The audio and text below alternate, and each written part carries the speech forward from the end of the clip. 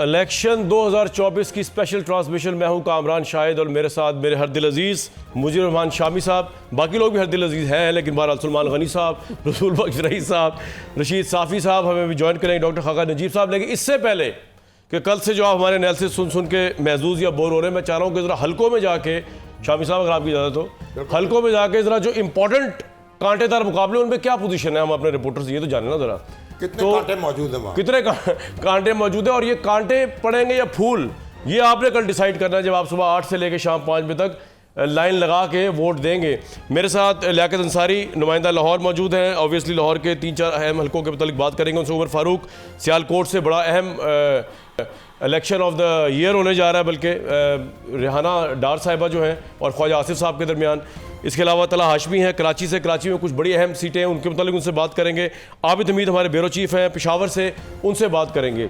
सबसे पहले अगर मैं पेशावर ही चला जाऊँ, अगर आबिद भाई आपको मेरी आवाज़ आ रही है, केपी में मैं आपसे कुछ 3-4 हल्के उनके मतलब जानना चाहूँगा, बजाय इसके कि जेनरिक बात करें।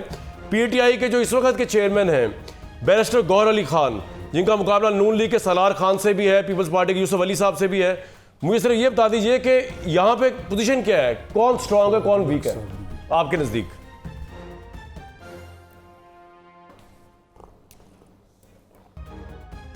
आबिद साहब को आवाज नहीं आ रही तो मैं कराची चला जाता हूँ। जी कराची को आवाज आ रही है मेरी? तला साहब आपको मेरी आवाज आ रही है? कामरान साहब बिल्कुल आ रही है। सर NA 142 जहां पे MQM के सैयद मुस्तफा कमाल 242 मुस्तफा कमाल और पीपल्स पार्टी के कादर मंदोखेल, कैसे देख रहे हैं आप ये मुकाबला? टफ मुकाबला होगा, लेकिन यहाँ पे मैं बताऊँ कि जो लास्ट इलेक्शन हुआ था, यहाँ पे जो अगर 2018 के इलेक्शन से शुरू की जाए तो 2018 के इलेक्शन में यहाँ पे कुछ चंद वोटों के मार्जिन से फैसल वावडा साहब कामयाब हुए थे और शहबाज शरीफ साहब उस वक्त ये दावा करते थे कि वो वहाँ पे जो है वो कुछ चीज़ें हुई। उसके बाद जब फैसल वावडा साहब ने ये सीट छोड़ी तो 2018 में ज़िमनी इंतखाबात हुए और वहाँ कादर मंदोखेल जीत गए, कामयाब हुए, जो कि इस वक्त हाँ। लेकिन अब तो मुस्तफा कमाल फैक्टर भी तो है ना, वो कितना अहम फैक्टर है? जी जी जी तला साहब। जी मैं वही आपसे अर्ज़ कर रहा हूँ। देखें वहाँ पे इस दफ़ा जो मुस्तफा कमाल या MQM का जो फोकस है वो ये है कि MQM के ऊपर से एक जो छाप है कि महाजिर वोट या उर्दू स्पीकिंग वोट, उससे निकल के कुछ आगे बढ़ा जाए और मुत्तहदा कौमी मूवमेंट वाला जो एक आस्पेक्ट है वो मुत्तहदा कौमी मूवमेंट के लीडर्स बताते हैं कि उस पर जायज़ है। तो जो मैंने उस हल्के का विज़िट किया है तो वहाँ पर जो पख्तून आबादी है, वहाँ पर जो पंजाबी आबादी है, वहाँ पर जो हज़ारवाल आबादी है, वहाँ पर MQM ने खासा काम किया है। और ऐसे कई जो पॉसिबली नून के लोकल सतह पे काम करने वाले लोग हैं जिन्हें MQM ने तोड़ के अपने पास लाएं। तो इस दफ़ा उस हल्के में MQM की पोजीशन खासी मजबूत है और जो 2018 के बाद होने वाले क्विकली NA 236 में PTI के मोहम्मद आलमगीर खान सोशल मीडिया में बड़े पॉपुलर हैं, वो MNMU के रहे हुए हैं और यहाँ पे भी MQM के जो हसन साहब, उनसे मुकाबला होगा। यहाँ पे क्या पोजीशन है? हसन साबिर साहब जी, हसन साहब। ये जो हल्का है यहाँ पे माजी में ये वो सीट रही है जो कि PTI के बानी ने पहले जीती थी, वो जीत के छोड़ दी। कराची का वज़ीर आज़म बनना था लेकिन कराची का वज़ीर आज़म नहीं बना, वो सीट छोड़ दी जीत के। फिर उसके बाद आलमगीर साहब आए और 91,000 से PTI 35,000 पे आ गई थी। PTI का वोट बहरहाल मौजूद है लेकिन MQM का वोट भी इस हल्के पर मौजूद है और जो PTI की कैंपेनिंग नहीं हुई है, MQM की भरपूर कैंपेनिंग हुई है, तो यहाँ पर भी टफ मुकाबला हो सकता है। इस बात को नज़रअंदाज नहीं किया जा सकता कि PTI का उस हल्के में वोट नहीं है वोट, लेकिन MQM का भी वोट है और यहाँ पे कांटे का मुकाबला। लियारी बड़ा अहम है। लियारी जहाँ से आई थिंक गालिबन बिलावल भुट्टो लास्ट टाइम हार गए थे, if I am not wrong, लेकिन यहाँ से अब की दफा पीपल्स पार्टी के नबील गबोल है। तो मुकाबला किससे है? क्योंकि मुझे PTI का तो कोई बंदा दूर दूर तक नजर नहीं आ रहा। TLP और जमात इस्लामी नहीं, PTI का जी वहाँ पे नबील गबोल साहब हैं जो कि पीपल्स पार्टी की तरफ से हैं, लेकिन विजन पार्टी उनकी बड़ी मुखालफत है और वहाँ पे जो लोग हैं वहाँ पे भी उनके लिए मुखालफत मौजूद है। तो यहाँ पे शकूर शाद जी और यहाँ पे जो शकूर शाद हैं जिन्होंने लास्ट टाइम बिलावल भुट्टो साहब को शिकस्त दी थी, वो एक अलायंस बना के इलेक्शन लड़ रहे हैं, लेकिन यहाँ पे TLP का वोट भी बहरहाल मौजूद है। और जो तीसरा फैक्टर है वो ये है कि जमीयत उलमा इस्लाम पाकिस्तान जो फजल रहमान ग्रुप के जो कैंडिडेट हैं वो वहाँ से लड़ रहे हैं और उसके लिए मुस्लिम लीग नून का बहरहाल वहाँ पे पॉकेट मौजूद है, वोटर्स का MQM का बहरहाल पॉकेट मौजूद है। तला साहब यहाँ पे MQM कभी 17 सीटें जीतती रही, लास्ट टाइम PTI ने 14 सीटें जीत ली। अब आपके ख्याल में कराची की 22 सीटों में से क्या बंदर बांट होगा, हंग होगा, या कोई एक पार्टी जिस तरह के 14 एक बड़ी वन साइड मेजॉरिटी थी PTI की लास्ट टाइम, MQM जब अपनी पीक पे थी 17 बड़ी वन साइड मेजॉरिटी हुआ करती थी, कराची में आपके ख्याल में 22 सीटों में क्या पोजीशन होगी अब? देखें अभी भी जो लग रहा है जो ग्राउंड पे जिस तरह से एमक्यूएम कैंपेन कर रही है और जिस तरह से पीएसपी और एमक्यूएम के मर्जर के बाद हम ख्याल ग्रुप के मर्जर के बाद जो सिचुएशन है पीटीआई की ज़ाहिर है वोट बैंक मौजूद है, लेकिन जो इनका मर्जर हुआ है जिस तरह से कैंपेनिंग कर रही है, जिस तरह से चीज़ें हो रही हैं, जिस तरह से लाइन्स बनाए, तो ये प्रेडिक्ट किया जा सकता है कि MQM will be the largest party of Karachi. MQM मेरे साथ रहिएगा, हमें आप ज्वाइन कर लिए। आबिद हमीद ने जो ब्यूरो चीफ है पेशावर से। आबिद, आपको मेरी अगर आवाज़ आ रही है आबिद साहब, तो मुझे सिर्फ ये बता दीजिए कि केपी के अंदर ऑब्वियसली बड़ा एक सिंबॉलिकली भी बड़ा इंपॉर्टेंट मार्का चल रहा है, क्योंकि पीटीआई अपनी अभी भी मेजॉरिटी वहीं से डिराइव कर रही है। उनके जो इस वक्त चेयरमैन है वो वहाँ से ही हैं। NA-10 बुनेर जो है वहाँ पे पीटीआई के बैरिस्टर गौहर अली खान है, और ये सिंबॉलिकली पीटीआई के लिए जीतना उतना ही ज़रूरी है जितना नवाज शरीफ साहब के लिए NA-130 में अपनी 22 सीट जीतना। तो आपके ख्याल में मुकाबला कैसा है नून लीग के सलार खान के साथ इनका, बैरिस्टर गौहर अली खान का? पहले तो इस सीट पर बात कर लें। हाँ जी, करमान साहब बिल्कुल आपने दुरुस्त फरमाया। जो चूँकि वो साबिक पीटीआई चेयरमैन रह चुके हैं, वहाँ पर उनका जीतना बड़ा ज़रूरी है। और वहाँ पर मैं आपको बताता चलूँ उनकी पोजीशन भी काफ़ी मजबूत है। अगर जैसे पहले किसकी पार्टी की तरफ से खड़े हुए थे, बैरिस्टर गौहर की पोजीशन काफ़ी मजबूत है यहाँ पर। काफ़ी उन्होंने इलेक्शन जो अपनी कैंपेन है वो काफ़ी मौसर तरीके से चलाई है, अगरचे मुख्तसर वक्त के लिए चलाई है, लेकिन वो काफ़ी मौसर थी। लोगों की एक बड़ी तादाद जो है वहाँ पर उनके साथ है। सर अच्छा मुझे और बताइएगा आबिद भाई, टाइम बड़ा कम है ज़रा।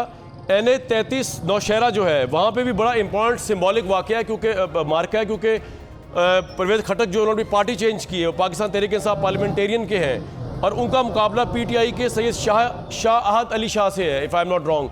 तो यहाँ पे परवेज़ खटक की पोजीशन क्या है? जलसे तो उनके वैसे फारिग ही थे। अब परवेज़ खटक 2 नशस्तों से 3 बल्कि नशस्तों से लड़े हैं। 2 जो है वो सूबाई असम्बली के, एक नेशनल असम्बली की है। नेशनल असम्बली की है वहाँ पर नून लीग के साथ उनका असली मुकाबला है। वहाँ पर नून लीग के साथ वहाँ पर असली मुकाबला है।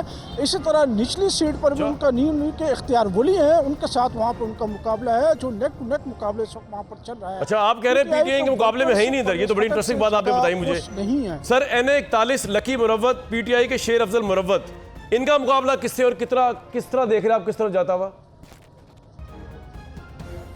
जो लकी मुरव्वत का जो है ना वो भी बड़ी इंटरेस्टिंग सिचुएशन है। वहाँ पर मौलाना फजल रहमान के जो फर्जंद है मौलाना हसीयत महमूद, वो भी वहाँ पर खड़े हैं। और वो यहाँ पर मैं आपको बताता चलूँ, मुरव्वत कौमी इत्तेहाद की तरफ से सलीम सैफुल्लाह भी खड़े हैं।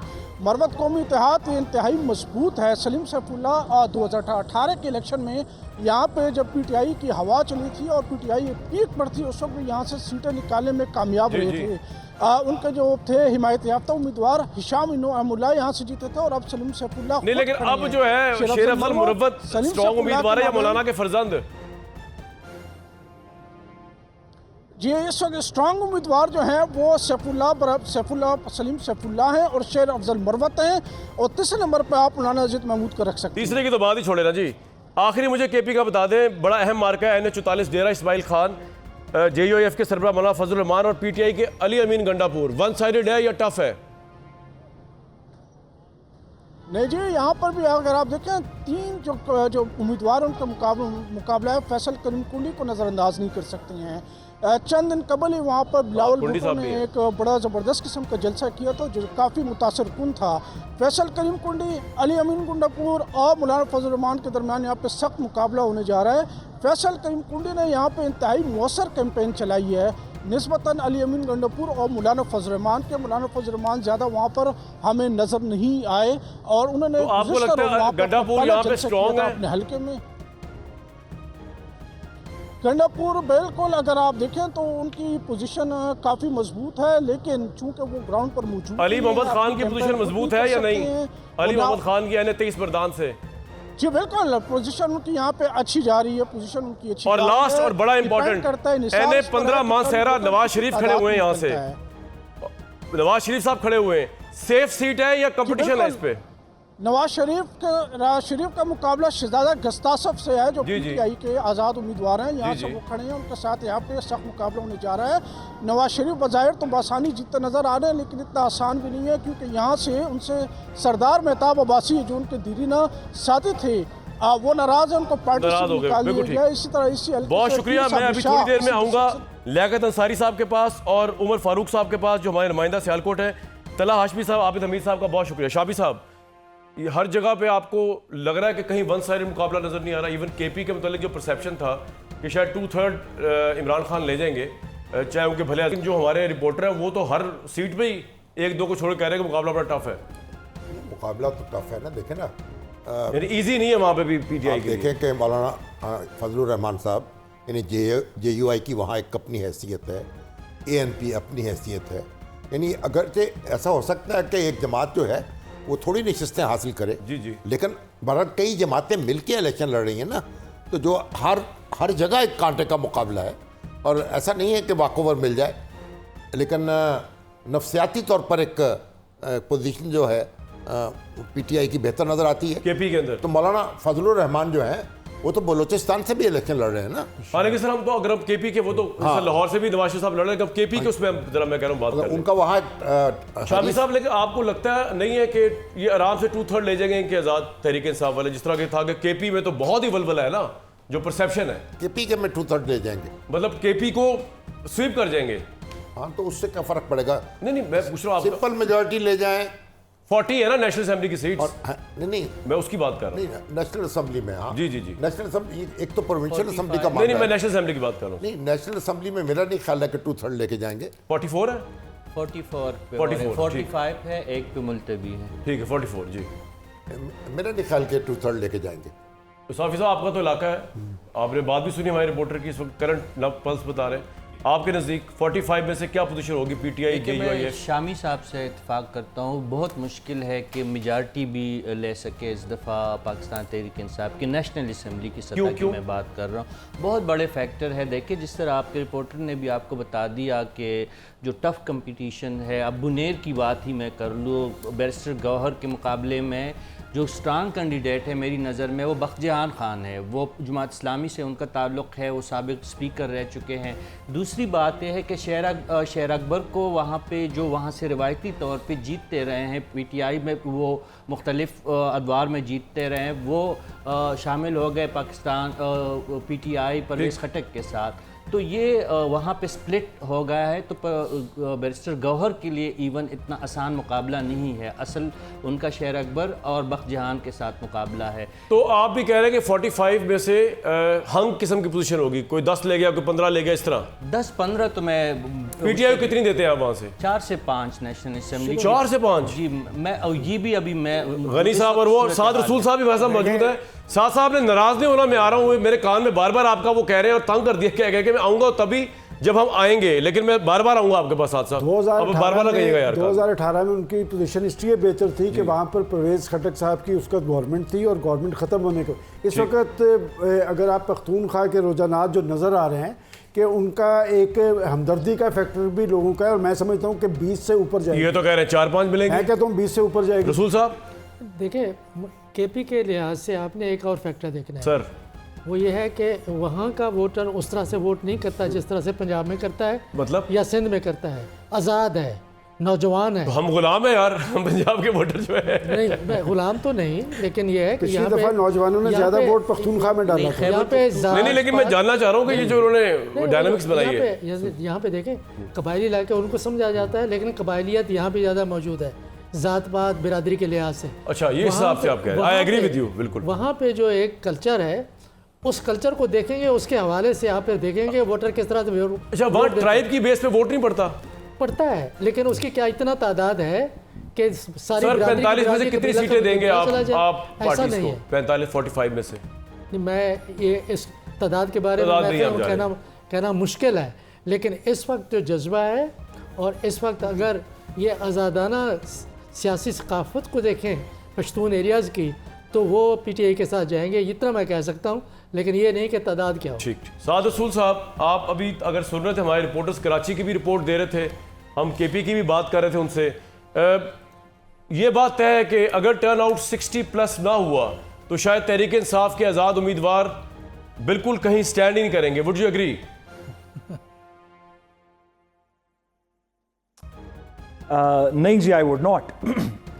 इस वजह से कि हमारा पिछले कुछ दिनों से डिस्कशन तो ये चल रही है, कम से कम जो लोग मुझसे बेहतर पोल्स को जानते हैं, समझते हैं, हमारे अपने चैनल में हसन रज़ा साहब, दीगर लोग, उन सब का कहना है कि अगर 60% से ज़्यादा वोट्स हुए फिर तो पीटीआई तकरीबन स्वीप कर जाएगी, और अगर 60 से कम हुए तो फिर बहुत सी जगहों के ऊपर मुकाबला होगा। मेरा नहीं ख्याल कि कोई भी ऐसी इटरेशन है, कम अज़ कम जितने भी हमने इंडिपेंडेंट पोल्स देखे पिछले 4-6-8 महीने में, साफ़ी साहब ने जो 4 सीटें पीटीआई को दी केपीके से, मुझे नहीं पता वो किस चीज़ पे, आई एम श्योर कि उनका बहुत इसमें नॉलेज होगा, और 4 ही सीटें मिलेंगी केपीके से। मैं तो बल्कि उनकी आवाज़ में हम आवाज़ गनी साहब ने 20 भी तो दी है, 2 कर दें, एक पंजाब से दे दें, एक सिंध से दे दें, टोटल 4 कर दें ना पीटीआई की, क्योंकि उनकी तो पॉपुलैरिटी है भी नहीं इस मुल्क में। लेकिन अगर कोई इंडिपेंडेंट एनालिसिस आप देख लें, कोई भी इंडिपेंडेंट एनालिसिस देख लें, जी नहीं सर 4 काफी हैं, वो भी आपने 3 ज्यादा की, एक पे भी हम चले साथ आगे बढ़े, प्रोसीड करें आपकी बात वक्त जी कि गुजारिश इतनी सी है इसमें कि जितने भी इंडिपेंडेंट सर्वेज हुए हैं उन सब ने पीटीआई को एक मेजॉरिटी दी है। अब वो 50% वोट कास्ट होगा तो भी मेजॉरिटी हो सकती है, 40% वोट कास्ट हो तो भी मेजॉरिटी हो सकती है। एनालिसिस ये है कि अगर 60% कास्ट हो गया फिर तो इतनी ज्यादा मेजॉरिटी होगी कि उसके सामने शायद कोई खड़ा ना हो सके। ये आप ओवरऑल बात कर रहे हैं, right? They are not out of the game, कम से कम जी ओवरऑल की बात कर रहा हूँ जी। तो मुझे एक बात बताएं साद रसूल साहब, कि लगे हाथ ये बता दें कि इतना हमने सुना इमरान खान साहब की पॉपुलैरिटी है 70%, 80%, और आपके नज़दीक तो अभी उस तरह ही कायम दायम होगी, बल्कि अब तो बढ़ गई होगी जब से जेल यात्रा पे वो गए और उनके खिलाफ कन्विक्शंस आई हैं। तो फिर वो कौन सा अमल जो है वो हायल है जो आपके ये 70% में, चले 70 ना भी आए तो 60% को आने में कौन रोक रहा है? कोई बम तो नहीं बाहर बरस रहे, ना कोई जंजीरें और कोई टैंकर खड़े हुए जो को रोक रहे हैं, ना कोई टैंक्स खड़े हुए। अगर ऐसा होगा तो हम देख लेंगे, रिपोर्टिंग कर लेंगे, दिखा देंगे, तो गैर मुल्की मुबसरीन भी आए हुए। तो इतना कॉन्फिडेंस जब आपको है कि 70% इमरान खान की पॉपुलैरिटी है, तो उसका 60% पे डाउट क्यों है कि वो बाहर नहीं निकलेगा? फिर पॉपुलैरिटी क्या खाक है अगर आपने रजाइयों में घुस के सिर्फ सोशल मीडिया पे ट्रेंड चला के पॉपुलैरिटी देनी है? सबसे पहली बात ये कामरान साहब कि आपने बड़ी अच्छी ये बात की। मैं गुजारिश करता चलूँ कि मेरा नहीं ख्याल कि 70% पीटीआई के वोट है। मेरा तो ख्याल है कि 120% नवाज शरीफ साहब के साथ वोट हैं। वो इंडिपेंडेंट सर्वेस कहते हैं कि 70% वोट हैं। इसमें मेरा ना कोई सर्वे है, नहीं, मैं मानते हुए ये बात कह रहा हूँ साहब, मैं मानते हुए ये बात कह रहा हूँ कि मान ली ये बात। लेकिन आपने दुरुस्त कहा कि पाकिस्तान के अंदर जो पहले आए थे ना, पहले आपने दुरुस्त कहा, तो बात करें ना, उसमें तो नवाज शरीफ प्रॉपर नजर आ रहे हैं, आगे जा रहे हैं ना जी। चले इनकी बात के बाद आ रहा हूँ। हम शामी साहब पूछ रहे हैं कि भाई कौन सा इंडिपेंडेंट सर्वे 70% है? जो 70% दे रहा है इमरान खान साहब, बात पूरी सुन ले, वो लेटेस्ट सर्वे बताएं कोई। जी जवाब दे जी साहब प्लीज, आपके पास ही माइक। जी शामी साहब, मैं आपसे ज़्यादा दूर जाने की जसारत नहीं करूंगा। आप जो भी फरमाते हैं सही फरमाते हैं। हसन रजा साहब हमारे लाहौर के ब्यूरो चीफ हैं। उन्होंने पिछले हफ्ते के अंदर इसी प्लेटफॉर्म भाई अदारे को कोट करें, मैं तो सर्वे किसी अदारे की बात कर रहे हैं, जो पोल हो रहे हैं, जो सर्वे हो रहे हैं, मैं उसकी बात कर रहा हूं। मुझे इससे नहीं है 80% मैं सर अपने इदारे के सर्वे को मानता हूं, लेकिन मैं तो एक वाकये के तौर पे बात कर रहा हूं ना। अगर किसी और को मानते हैं तो दुरुस्त है, मैं अपने इदारे के सर्वे की भाई ये सर्वे साइंटिफिक होते हैं, इनके अदारे कायम हैं, गैलप है, दूसरे लोग हैं, उनकी बात कर रहा हूं मैं। शामी साहब, मैं आपकी बात से बिल्कुल डिसएग्री नहीं करता। मैं तो आपके साथ अच्छा साहब एक बात सुने सर, शामी साहब एक सेकंड जरा, एक ही वज़ीर आज़म के साथ आप शामी साहब की इस बात को एक लम्हे के लिए, साहब मेरी बात तो सुन लें, आपसी बात हो रही है, एक लम्हे के लिए शामी साहब की इस बात को आप भूल जाएं।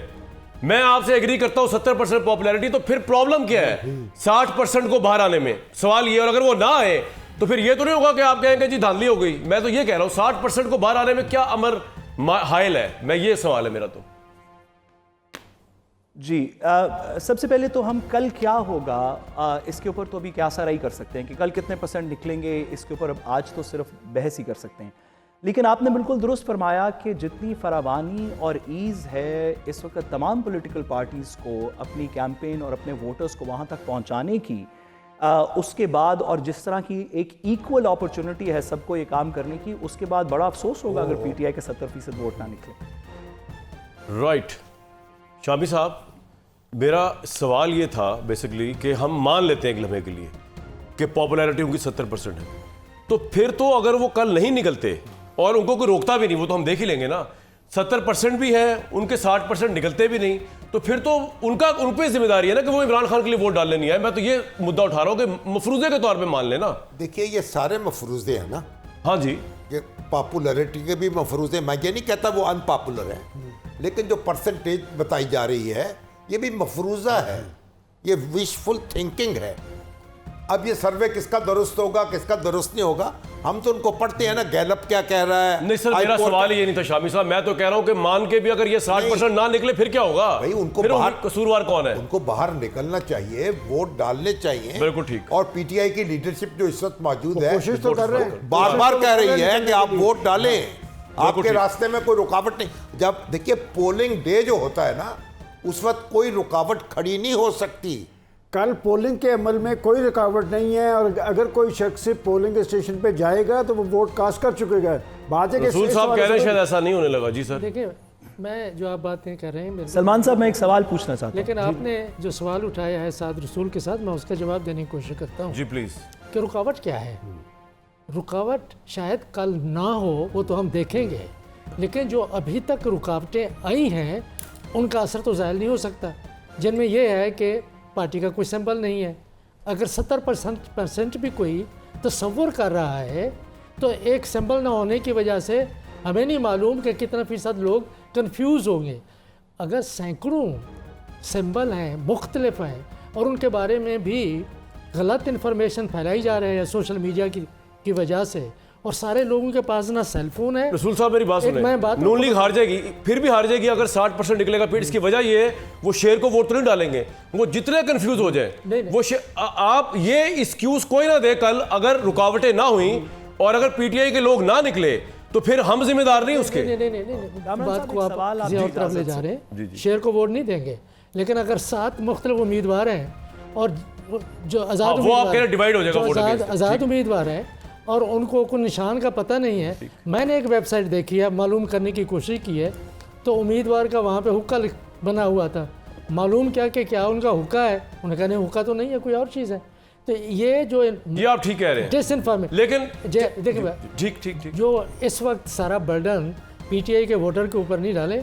जो कुछ अभी तक हो रहा है, अगर वो नहीं निकलते जिम्मेदारी उनकी भी है। सर निकले तो सही, वो गलत वोट भी डाल दे तो चल जाएगा पता टर्नआउट क्या है। यार नवाज शरीफ को कितने वोट नहीं पड़े हैं, हुक्के को वोट कितने पड़े, जाया कितने, चल जाएगा सब पता। निकले तो सही ना वो, अब वो निकले ही ना, क्योंकि जी वो तो कंफ्यूजन का शिकार है। भैया उनकी लीडरशिप ने जो काम किया उसके बाद ये सब कुछ तो हो रहा था। इस मुश्किल में निकलना है उन्हें, तो कल बात नहीं निकलना है। ये नहीं कह सकते वो कि जी हम, वो ये नहीं कह सकते कि जी हम निकले, ये रुकावटें थी हम निकले। जी सर, वोट डाले हैं बुतों ने वसवस से कि दिलों से खौफ खुदा गया। और भाई मैं एक छोटी सी बात अर्ज कर रहा हूँ सर, मुझे पीटीआई से बड़ी हमदर्दी है, इमरान खान साहब का बड़ा एहतराम है, मगर मुझे बताएं कि हम जो नौहा पढ़ रहे हैं भाई, एक इस मुल्क का कानून था ना, वो कानून ये है कि जिससे आपने खुद मुत्तफिक है, जिससे आपने दस्तखत किए हुए, इंट्रा पार्टी इलेक्शंस के बारे में, कि हर पार्टी अपने दस्तूर के मुताबिक अपने इंतखाबात कराएगी, तो क्यों नहीं कराए गए? हम उससे आगे चले गए, मैं तो आगे जा रहा हूं जरा, आप ठीक फरमा रहे हैं। सवाल ये हो रहा है ना कि जो हो चुका है, मैं कह रहा हूं उसको छोड़े, मैं तो कल की बात कर रहा हूं। भाई वो आपकी बात दुरुस्त है, लेकिन जो हो चुका है उसमें भी तो देखे ना। वो आप ठीक कह रहे हैं, वो उसमें हमारा कसूर तो नहीं रहा, चीफ जस्टिस का कसूर था। तो अगर ये कानून जो है, अब जो पकड़ा गया वो उसकी शामत है, बाकी पकड़े नहीं गए, इनके पीछे लगा हुआ था इलेक्शन कमीशन, ये हम कह सकते हैं। साद रसूल साहब बहुत बेताब हो रहे सवाल पूछने के लिए, पार्टी के लोगों ने उसको चैलेंज किया है। बिल्कुल ठीक कह रहे हैं, उनकी बाकी की पार्टियों के लोग किया नहीं किया। साद रसूल साहब कर देते, पीएमएलएन का बन के कर देते थोड़ी देर के लिए, पीएमएलएन का इलेक्शन चैलेंज। साद साहब फरमाइए। गुजारिश जी मेरी शामी साहब से और सलमान गनी साहब से बड़ी बसद एहतराम गुजारिश है। जी मैंने इन्हीं से सीखा, इन्हीं दोनों अपने सीनियर से सीखा 2018 के इलेक्शन में। इन्होंने हमें बार बार बताया कि अगर 2018 के इलेक्शन के वक्त उन्होंने बताया कि अगर इलेक्शन के दिन कोई रुकावट ना भी हो तो इससे बड़ी 2018 से बड़ी धांधली नहीं हो सकती थी, क्योंकि इलेक्शन से पहले और दीगर इस तरह के नॉन इलेक्शन डे चीज़ें हुई, जिसकी वजह से सलमान साहब ने हमें सिखाया और शामी साहब ने सिखाया कि 2018 में बड़ी धांधली हुई। तो अब मैं पूछना चाहता हूं, सवाल सुन लूंगा उसके बाद इकट्ठे कीजिएगा जो आपने करना है। मुबारकबादें ले रहे थे, ये कब की बात है सर? 2018 की। ओ, जो तो इनका दौर था ना।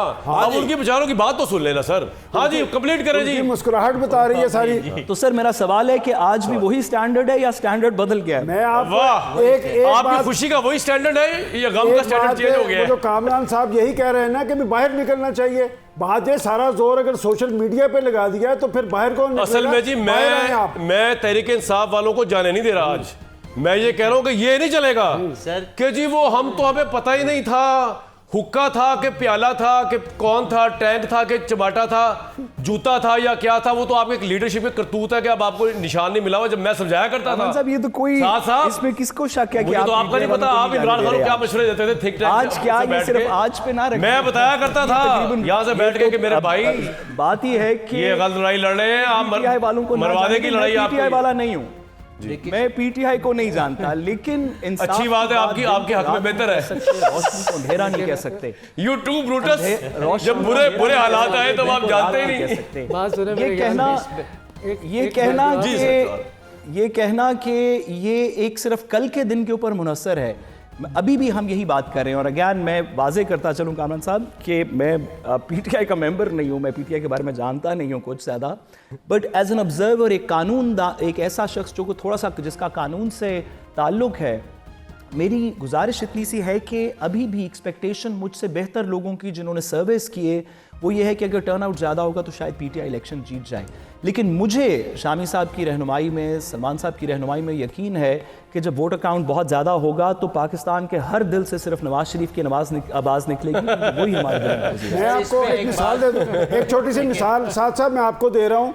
इसी लाहौर में यार आपने इलेक्शन कमीशन में इल्जाम लगा दिया। लाहौर में अस्तगफिरुल्लाह अज़ीम, मैं हज़फ करता हूँ ये अल्फाज। कामरान साहब मैंने एक मिसाल देना चाह रहा हूँ। साथ साहब इसी लाहौर में एक ज़िमनी इलेक्शन हुआ था कुलसूम नवाज का, आपको याद है कि क्या कुछ हो रहा था? मैं उस वक्त कह रहा था कि आप नहीं रोक सकते वोटर्स को। अच्छा हमारे रिपोर्टर्स फिर जीती थी। गनी साहब एक मिनट, ये बात चलती रसूल साहब, मैं अपने रिपोर्टर से आके आप कर लें, कंप्लीट कर लें। मैं सिर्फ दोबारा बात करना चाहता हूँ कि पिछले 3 महीने 4 महीने जब से इलेक्शंस की मुहिम शुरू हुई है और जो इंतज़ामी, कानूनी, आइनी, अदालती जो तरीक़ाकार अख्तियार किया गया है वो यही था कि तहरीक इंसाफ को और दबाना है, उनके उम्मीदवारों को दबाना। जी। वोटर टर्नआउट उनका कम करने के लिए तमाम हरबे इस्तेमाल किए गए हैं, वो आपको भी मालूम है, सबको मालूम है। और फिर ये कहना कि इंतखाबात के दिन वो क्यों नहीं आएंगे, लेकिन सब लोगों को मालूम नहीं होगा कि पीटीआई का उम्मीदवार कौन है। इतना कन्फ्यूजन हर जगह के ऊपर नहीं है। अगर 20-25 हल्कों में भी है तो उसमें भी बड़ा फर्क पड़ेगा। मैं कल आपको देख रहा था बीबीसी पे, आप बड़े इंटरव्यू दे रहे थे और बड़ा आपने एनालिसिस किया है इलेक्शन में रसूल बख्श रईस साहब ने। अभी पूछता हूँ सवाल आपको जो उन्होंने पूछा था आपसे, बड़ा इंटरेस्टिंग आपका इंटरव्यू, बड़ा मुझे अच्छा लगा। अच्छा जी, हम जरा जाएंगे, ये जो बातें चल रही है ग्राउंड पे, जो हमारे रिपोर्टर थे उनसे भी जान लेना जरा कि हम तो यहाँ बैठे हुए हैं एयर कंडीशन माहौल के अंदर। हमारे साथ लियाकत अंसारी साहब मौजूद हैं और हमारे साथ अब है उमर फारूक, नुमाइंदा सियालकोट। अगर सियालकोट से शुरू करके फिर लाहौर का तो जरा काम लंबा हो जाएगा।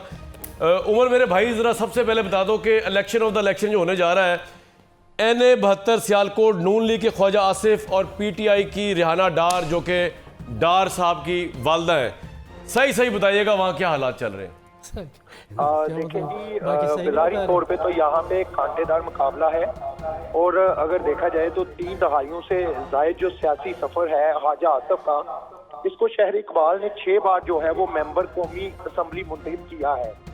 ये हल्का 2013 में जब PTI ने 4 हल्कों में धांधली के इल्जाम लगाए थे और ये हल्का उस वक्त तवज्जो का मरकज़ शामिल था उसमें। ठीक बिल्कुल ऐसा ही है। 2018 की बात करें तो उस्मान डार जो हैं, जो रेहाना डार के बेटे हैं, जिन्होंने हाल ही में जो सियासत को खैरबाद कहा था। जी मेरे घर में बैठ के खैरबाद कहा था। बिल्कुल ऐसा ही है। चंद 100 वोटों के मुकाबले से ये जो ख्वाजा आसिफ से हारे थे। लेकिन अगर ग्राउंड रियलिटी की बात करें तो मुकाबला कांटेदार है। ख्वाजा आसिफ की पोजीशन कदर बेहतर नजर आ रही है। उसकी वजह और उमर साहब एक बात बताइएगा कि आपको लगता है कि कल इलेक्शन वाले दिन जो है पंजाब पुलिस जो है वो PTI के लोगों को रोकेगी? कोई इस तरह की तैयारी नजर आ रही है आपको, या आपको लगता है नहीं? अगर पिछली प्रैक्टिस देखी जाए तो जब ये जो कैंपेन के सिलसिला में पाकिस्तान तहरीक इंसाफ को काफी मुश्किलात का सामना रहा है और यहाँ पे जो है वो रेहाना डार उस तरीके से कैंपेन नहीं कर पाई। अगर इनकी निस्बत भाई PTI कैंपेन की क्या जरूरत है यार, उनकी कैंपेन तो सुप्रीम कोर्ट से लेकर सबने कर दी। अच्छा, मुझे एक बात और बताएं, NH76 नारोवाल, एहसन इकबाल स्ट्रांग है या कंपटीशन बराबर का है पीटीआई के साथ कर्नल रिटायर्ड जब? जो अगर NA76 नारोवाल की बात की जाए तो एहसन इकबाल की जो है वो पोजीशन काफी यहाँ पे बेहतर नजर आ रही है, क्योंकि एहसन इकबाल ने जो अगर कह लें कि नारोवाल में देखा जाए तो बहुत सारे तरक्याती काम करवाए हैं और यहाँ पे मेडिकल आप ये जो कहते हैं पोजीशन बेहतर नजर आ रही है, ये आप मेरिट पे बात कर रहे हैं या आप इस बुनियाद पे बात कर रहे हैं कि खुदा ना खास्ता इंतजामिया मिली हुई है साथ इनके दूसरी पार्टी के? पोजीशन देखिए, मुकाबला कांटेदार है, मैं पोजीशन अच्छा मैदान के मेरिट पे बात हो रही, ठीक है। बहुत शुक्रिया, बहुत शुक्रिया मेरे साहब। लियाकत अंसारी साहब रह गए फर्द वाहिद। लियाकत भाई, बड़ी भारी जिम्मेदारी है लाहौर की आपके ऊपर, किसको जितवा रहे हैं लाहौर का? पहले तो ओवरऑल मुझे बताएं जरा पल्स, फिर मैं पूछता हूँ आपसे एक एक सीट करके। देखिए, लाहौर की अगर बात की जाए तो लाहौर के जो 14 कौमी असम्बली के हलके हैं, इनमें 1 या 2 हलके ऐसे हैं जहां पर उम्मीदवारों को जो बिलखसूस जिनका ताल्लुक पीटीआई से है या उनके हमायत याफ्ता है, उनको कैंपेन का हक मिला है। बाकी रेस्ट ऑफ जो कॉन्स्टिट्यूंसीज है वहां पर हम कह सकते हैं कि बिल्कुल उनको इंतखाबी मुहिम का हक यहाँ पर नहीं मिल सका। अगर NA117 की बात की जाए तो यहाँ पर अब्दुल अलीम खान जो है वो अपनी इंतखाबी मुहिम के लिहाज से बहुत आगे हैं अली एजाज भुट्टर से, और अब्दुल अलीम खान ने 2 फैक्टर उन्होंने अलीम खान साहब ने जो है वो इतनी दरिया दली दिखाई है गरीबों के लिए कि आज लाइन लग के लोग चेक जो है वो करवा रहे थे बैंकों से कैश। देखिए, वो अब्दुल अलीम खान ने जो दरिया दिली जिसका आप जिक्र कर रहे हैं, वो PP 149 में उनकी दरिया दिली जो है वो मशहूर है और वो मुख्तलिफ फैक्टर्स में मशहूर है। वहाँ पर उन्होंने जो है वो मुख्तलिफ ख़ानदान जो कि जिनकी तादाद 7-8 हज़ार है, वो पिछले 8-9 साल से उनकी खिदमत जो है वो एक अपनी फाउंडेशन के जरिए कर रहे हैं। वहाँ डिस्पेंसरी, वैसे एक बात आपको रोक के इधर सबको, ये वैसे कमाल के इमरान खान साहब ने इस डगर पे लगाया सबको, उन्होंने कहा भाई मुखालफिन से पैसे ले लिया करो, वोट मुझे डाल देना। माशाल्लाह ये इखलाकी ट्रेनिंग की, डिसऑनेस्टी को इस तरीके से उन्होंने पेनिट्रेट करवाया। अब आधी बात तो वो मान रहे हैं, इनके जो सपोर्टर होंगे, कि पैसे तो वो ले रहे हैं मुखालफिन से, अब आगे इनको वोट डालेंगे नहीं डालेंगे वल्लाह आलम सवाब, तो हमें पता नहीं इस चीज़ का। आगे चलते सर, NA 130 जो है नवाज शरीफ साहब वर्सेस यास्मीन राशिद, कितना कड़ा मुकाबला है या वन साइड है? देखिए, यहाँ पर ये NA 130 का हल्का जो है वो मुस्लिम लीग नून के पास ही है। यहाँ पर डॉक्टर यास्मीन राशिद ने 1 दफ़ा नहीं, 2 दफ़ा नहीं, 3 दफ़ा मुकाबला किया था, लेकिन आज का बताया ना सर, और इस वक्त तो वो इस वक्त भी जो सूरत हाल है वहाँ पर नवाज शरीफ की पोजीशन जो है वो बहुत बेहतर है, और पीटीआई जो है इसी बात पे इंसार कर रही है कि शायद जो है वो तमाम तरह हालात के बावजूद ऐसा मौजा हो कि उनका वोटर जो है वो बाहर निकले। शुक्र ये नहीं कह दिया कि पीटीआई इस बात पे इंसार कर रही है कि कहीं मेरा वोट डाल, मेरा वोट भी तो वहीं गई है ना, तो उससे बहुत बैलेंस चेंज हो जाए, लेकिन होना कुछ नहीं। अच्छा, मेरे भाई सलमान अकरम राजा खड़े हुए NA 128 से, और ओन चौधरी से मुकाबला है। अब ओन चौधरी से क्या मुकाबला है यार? ओन चौधरी का आई थिंक पहला इलेक्शन होगा इस लेवल का, तो खैर राजा साहब को पहले ही है जी। देखिए, सलमान अकरम ये वो वाहिद जगह है 2008 में जहां पीटीआई हर जगह से हारी, 2013 में यहां से जीती थी लाहौर से शफकत महमूद। जी जी, आप बताइए। यहाँ से पीटीआई दो दफ़ा यहाँ पर शफकत महमूद रुकन कौमी असम्बली यहाँ से रह चुके हैं, और ये वाहद हल्का है जहाँ से सलमान अकरम राजा एक ऐसे खुश नसीब कैंडिडेट हैं जो कह सकते हैं कि उन्होंने यहाँ पर आज़ादाना इंतखाबी मुहिम चलाई है। उन्हें एक दिन भी पुलिस ने नहीं रोका, उन्हें की कंपेन में कोई मुदाखलत नहीं की गई। लेकिन ओन चौधरी जो है वो बहरहाल वो ओन चौधरी जो है उनका इन्हिसार जो है वो मुस्लिम नून के वोट बैंक पर, और मुस्लिम नून का वोट बैंक जो है वो ऑलरेडी यहाँ पर कम है, और इस वक्त जो उनका एक और जो है अता तारड़ बिलावल भुट्टो वर्सेस मलिक जहीर अब्बास, खोखर वो आप कह दें वो ये वाहद हल्का है जहाँ का यहाँ पर जो प्रेडिक्ट करना मुश्किल है कि यहाँ पर वोट इस अंदाज से तकसीम होगा, और ये कैसा हल्का है जहाँ पर दोनों पार्टियाँ जो है एक दूसरे पर वोट खरीदने का इल्ज़ाम भी लगा रही हैं। और हैरान कुन आता जब उनके खिलाफ एक इंक्वायरी रिपोर्ट इलेक्शन कमीशन ने तलब की और उनको ये पैगाम दिया गया कि आप दोनों के जो है वो कुछ रवाबत और कुछ ऐसे शवाहद इस्टेब्लिश हो रहे हैं कि यहाँ पर इल्ज़ामात में कुछ सच्चाई है, तो बेहतर होगा कि वो दरखास्तें वापस ले लें। जिसके बाद उन्होंने वाक़तन जो है इल्ज़ाम लगाने के बाद वोट खरीद वर्सेस सरदार लतीफ कोसा NA 122, जहां पे झुग्गियां भी आती हैं और पोर्श इलाके भी आते हैं। यहाँ पर जो यहाँ पर जो है पीटीआई का इंहिसार ज़्यादातर डिफेंस के एरियाज़ पर था, लेकिन हुआ ये है कि डिफेंस के एरिया में ऐसा जो मैनेजमेंट सिस्टम हुआ है, और ये पीटीआई का इल्ज़ाम भी है कि ख़ाया सार फीक ने वो वोटर जो है डिफेंस का उनका इतनी दूर जो है पोलिंग स्टेशन कायम कर दिए हैं कि शायद वो अपने वोट ढूंढने में निसफ दिन गुजार सकें। अंसारी साहब, ये मैनेजमेंट सिस्टम इसका जवाब नहीं देना आपने, इनका क्या, ये तो कह के निकल जाएंगे, हम लोग पकड़े जाएंगे क्यों जी? तो इसलिए देखिए मैं इसका जवाब देता हूँ। हर इंतखाबी उम्मीदवार जो है वो जब हल्का बंदियां होती हैं तो अपने हल्कों को कांट छांट इस अंदाज से करवाने की कोशिश करते हैं कि उनके अपने बकौल आपके इल्जाम है ये। देखिए अच्छा, लेकिन यहाँ पे लेकिन भाई आप ये कह रहे हैं कि फयाज रफीक ने क्योंकि मैनेज करा लिया है बकौल आपके मुबैना तौर पे। सबसे बड़ा नाकद है कि हल्काबंदी गलत हुई है। फयाज रफीक साहब, मैं ये कह रहा हूँ लेकिन ये जो इलेक्शन कमीशन ऑफ पाकिस्तान को दरखास्त दी गई, सर यहाँ पे जीतेगा कौन आपके नजदीक, कौन स्ट्रांग होगा ये बताएं, लंबे चक्रों में डाले मेरे भाई, ये बता दें जल्दी से मुझे।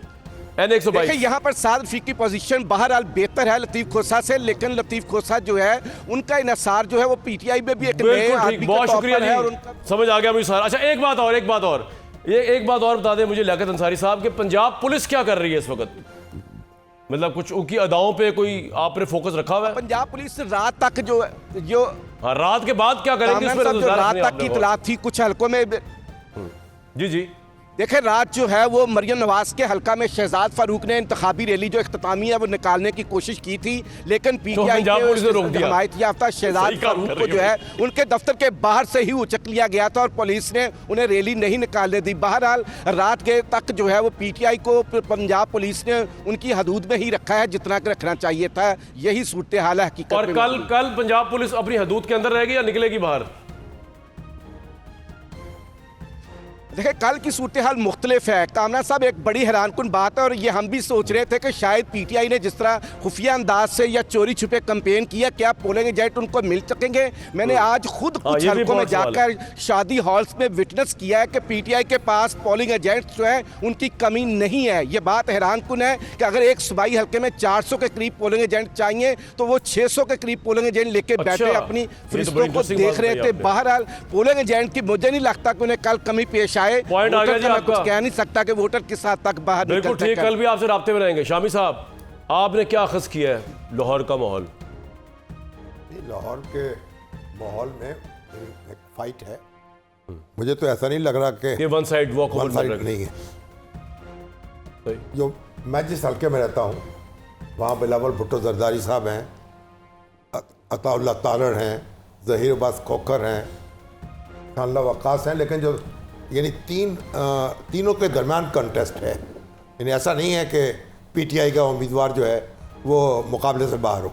ठीक जी, गनी साहब फिर देखें, लाहौर के अंदर माजी के अंदर इंतखाबी अमल में जो गहमा गहमी थी वो तो नहीं है, लेकिन कल वोटर निकलेगा भी और मेरी इतलात ये हैं और जिस तरह के इंतजामात है, कल ये शिकायत किसी को नहीं होगी कि किसी पार्टी के वोटर को पोलिंग स्टेशन नहीं होगी, एक को होगी, मुझे पता होगी जी। साफ़ी साहब बताएं। सर मैं नहीं निकलेगा उसको होगी जी। एक तो जो हमारे साथी फील्ड से बता रहे थे, इससे यही हमें तासुर मिला है कि हर जगह मुकाबले की एक फ़िज़ा बन गई है, जो अच्छी बात है, जो जमहूरियत और पार्लिमानी निज़ाम के लिए बेहतर है। लेकिन खैबर पख्तूनख्वा और बलूचिस्तान के हालात कुछ मुख्तलिफ होते हैं। आप अब तक जितने पाकिस्तान में 8-10 इलेक्शन कैसे केपी के कैसे मुख्तलिफ मैं बताना चाह रहा हूँ, टर्न आउट की बात कर रहा हूँ। जो साद रफीक रसूल साहब जो कह रहे थे उसके तनाजुर में बात करना चाह रहा हूँ।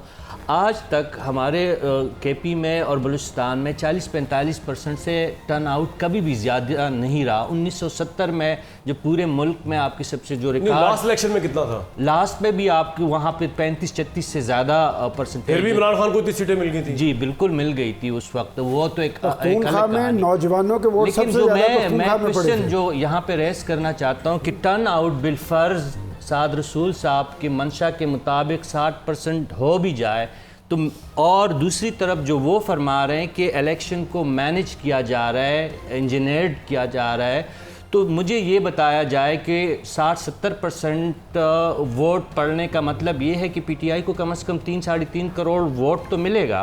तो 3-3.5 करोड़ वोट को मैनेज करना आसान है कि 40-45 आज़ाद उम्मीदवार को उनको डील करना और उनको मैनेज करना। तो आप कह रहे हैं इलेक्शन डे वाले दिन कुछ नहीं होगा? मेरे ख्याल में इलेक्शन के बाद दूसरा एक इलेक्शन होगा। वैसे अगर 70% अगर वोट किया जाए तो फिर ये 8 करोड़ वोटर बनेगा जी, क्योंकि 12 करोड़ 80 लाख जिन्होंने पीछे जो अगर 70% निकलता है 60% 70% वोटर टर्नआउट नहीं हो सकता।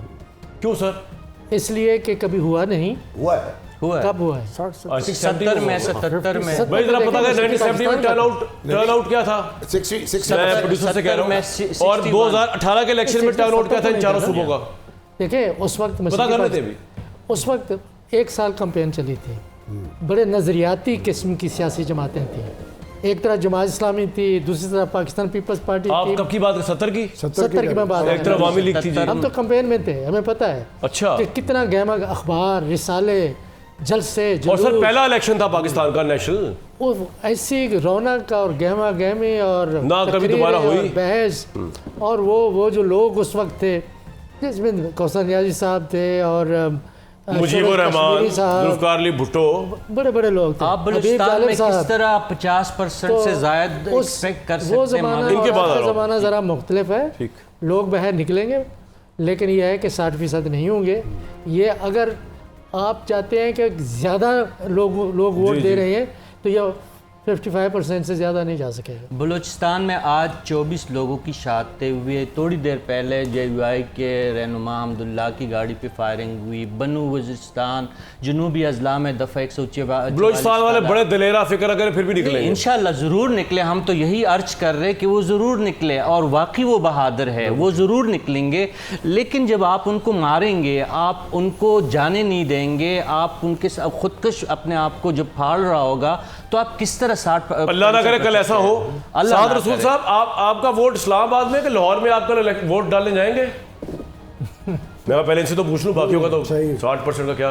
जी इंशाल्लाह वोट डालने जरूर जाएंगे। मैं गुजारिशात आप नहीं एक मिनट साथ भाई ठहर देना जरा, एक मिनट ठहर देना। मैं आपका हल्का कौन सा है? हल्का कौन सा है आपका? पहले तो पूछ लूँ। मेरा हल्का शेखुपुरा। कहाँ का जी? शेखुपुरा। ओ शेखुपुरा का, वहाँ पे भैया जावेद लतीफ़ वाला हल्का जो वो आपका? नहीं जी, जावेद लतीफ़ साहब वाला हल्का नहीं, उसके साथ उम्मीदवार का नहीं पता है, हल्का शेखुपुरा। अच्छा, आपने पता चला लिया ना कैंडिडेट कौन से खड़े हैं वहाँ पे? राना तनवीर साहब वाला हल्का है। अच्छा, आपने पीटीआई के कैंडिडेट पता चला लिए ताकि आपको वैरायटी हो ना वोट डालने के लिए। आपका डायरेक्ट सवाल मैं इसलिए आंसर नहीं कर रहा क्योंकि जैसे कि आप जानते हैं कि ये डिस्क्लोजर अनकॉन्स्टिट्यूशनल है। नहीं मजाक कर रहा हूं के ऊपर। आप ना भी बताएं तो हमें क्या है, वो किधर वोट करेगा, किस वक्त करेगा, ये आईनी तहफ़्फ़ुज़ है। लेकिन मैं क्योंकि हम इसमें थोड़ी सी बात कर रहे हैं, मैं एक गुजारिश करता चलूँ। सलीम साहब ने बड़ा अच्छा कहा कि साद रसूल साहब की मंशा है कि 60-70% वोट कास्ट हो जाए। मैं कहना चाहता हूँ कि मेरी मंशा 70% नहीं, पाकिस्तान के आइन की मंशा है कि 100% वोट कास्ट हो। ये तो हम उसके अंदर कॉम्प्रोमाइज़ कर रहे हैं कि 60, 70, 30, 40, 50, 60 के ऊपर हम वो करते हैं। आइन की मंशा है कि 100% वोट कास्ट हो। दूसरा, एक इजाज़त आपके क्योंकि शामी साहब मौजूद हैं, बरज़ौक लोग बैठे हैं, आपने पंजाब पुलिस की बात की तो मुझे वो शेर जहन में आ गया कि आपने कहा पंजाब पुलिस कितनी इंडिपेंडेंट रहेगी, तो वो कमियाना साहब मेरे जहन में आए और वो मेरे शेर जहन में आ गया कि तरदामनी पे शेख हमारी ना जइयो, दामन नचोड़ दें तो फरिश्ते वुज़ू करें। इसमें क्या शक है कि पंजाब पुलिस से ज़्यादा इंडिपेंडेंट और बिल्कुल ही नॉन इंटरफेयरिंग कोई इदारा इस मुल्क के अंदर मौजूद नहीं है, और इंशाल्लाह कल भी वो अपनी इस रेपुटेशन को पूरा करेंगे। बिल्कुल। और उसमें 3.5 साल का रोल ऑब्वियसली इमरान खान साहब का भी है कि माशाल्लाह केपी को जिस तरह उन्होंने पुलिस को कहते थे न्यूट्रल कर दिया। बाकी 40 साल वाला भी बताएं ना, सिर्फ 3.5 साल इनसे तो सर मेरी बात सुनिए भाई, देखें ये नून लीग वाले, एक मिनट सर, नून लीग और पीपल्स पार्टी वालों से कभी मैंने एक्सपेक्ट ही नहीं किया कि ये पंजाब पुलिस को ठीक करें। एक्सपेक्ट किया था इमरान खान से, लेकिन पता चला कि उसने 4.5 साल में 6 IG चेंज कर दिए, 5 चीज सेक्रेटरी चेंज कर दिए। तो बहुत तस्वीरों और तस्वीरों को देख के फैसले होते थे। It was an insult to the voter जिन्होंने वोट दिया उसको। इंशाल्लाह जो मुल्क जिस तरह चलाया जा रहा था, हम सारे मुल्क का इसके ऊपर अब इत्तेफाक हो चुका है कि वो तो बहुत ही खराब है। हम तो अच्छे लोगों की बात कर रहे हैं जो नहीं, अच्छे लोगों की बात नहीं कर रहे हैं, अभी तो हम बुरे लोगों की बात कर रहे हैं। 85 से शामी साहब इसके अंदर inductions पंजाब कर रहे एक हैं। ब्रेक लेने के बाद जी साद भाई आपने कहीं जाना नहीं है, क्योंकि आप एक वाहिद आवाज़ है एक वाहिद पार्टी की, जो कि पार्टी भी नहीं है इस वक्त, और हम भी आवाज़ है किसी ना किसी की। तो ये सारी आवाज़ें मिलकर गुलदस्ता बनेगा आज की इलेक्शन कैंपेन का, इलेक्शन की ट्रांसमिशन का। एक ब्रेक लूंगा जी, वापस आते हैं इसी ट्रांसमिशन में।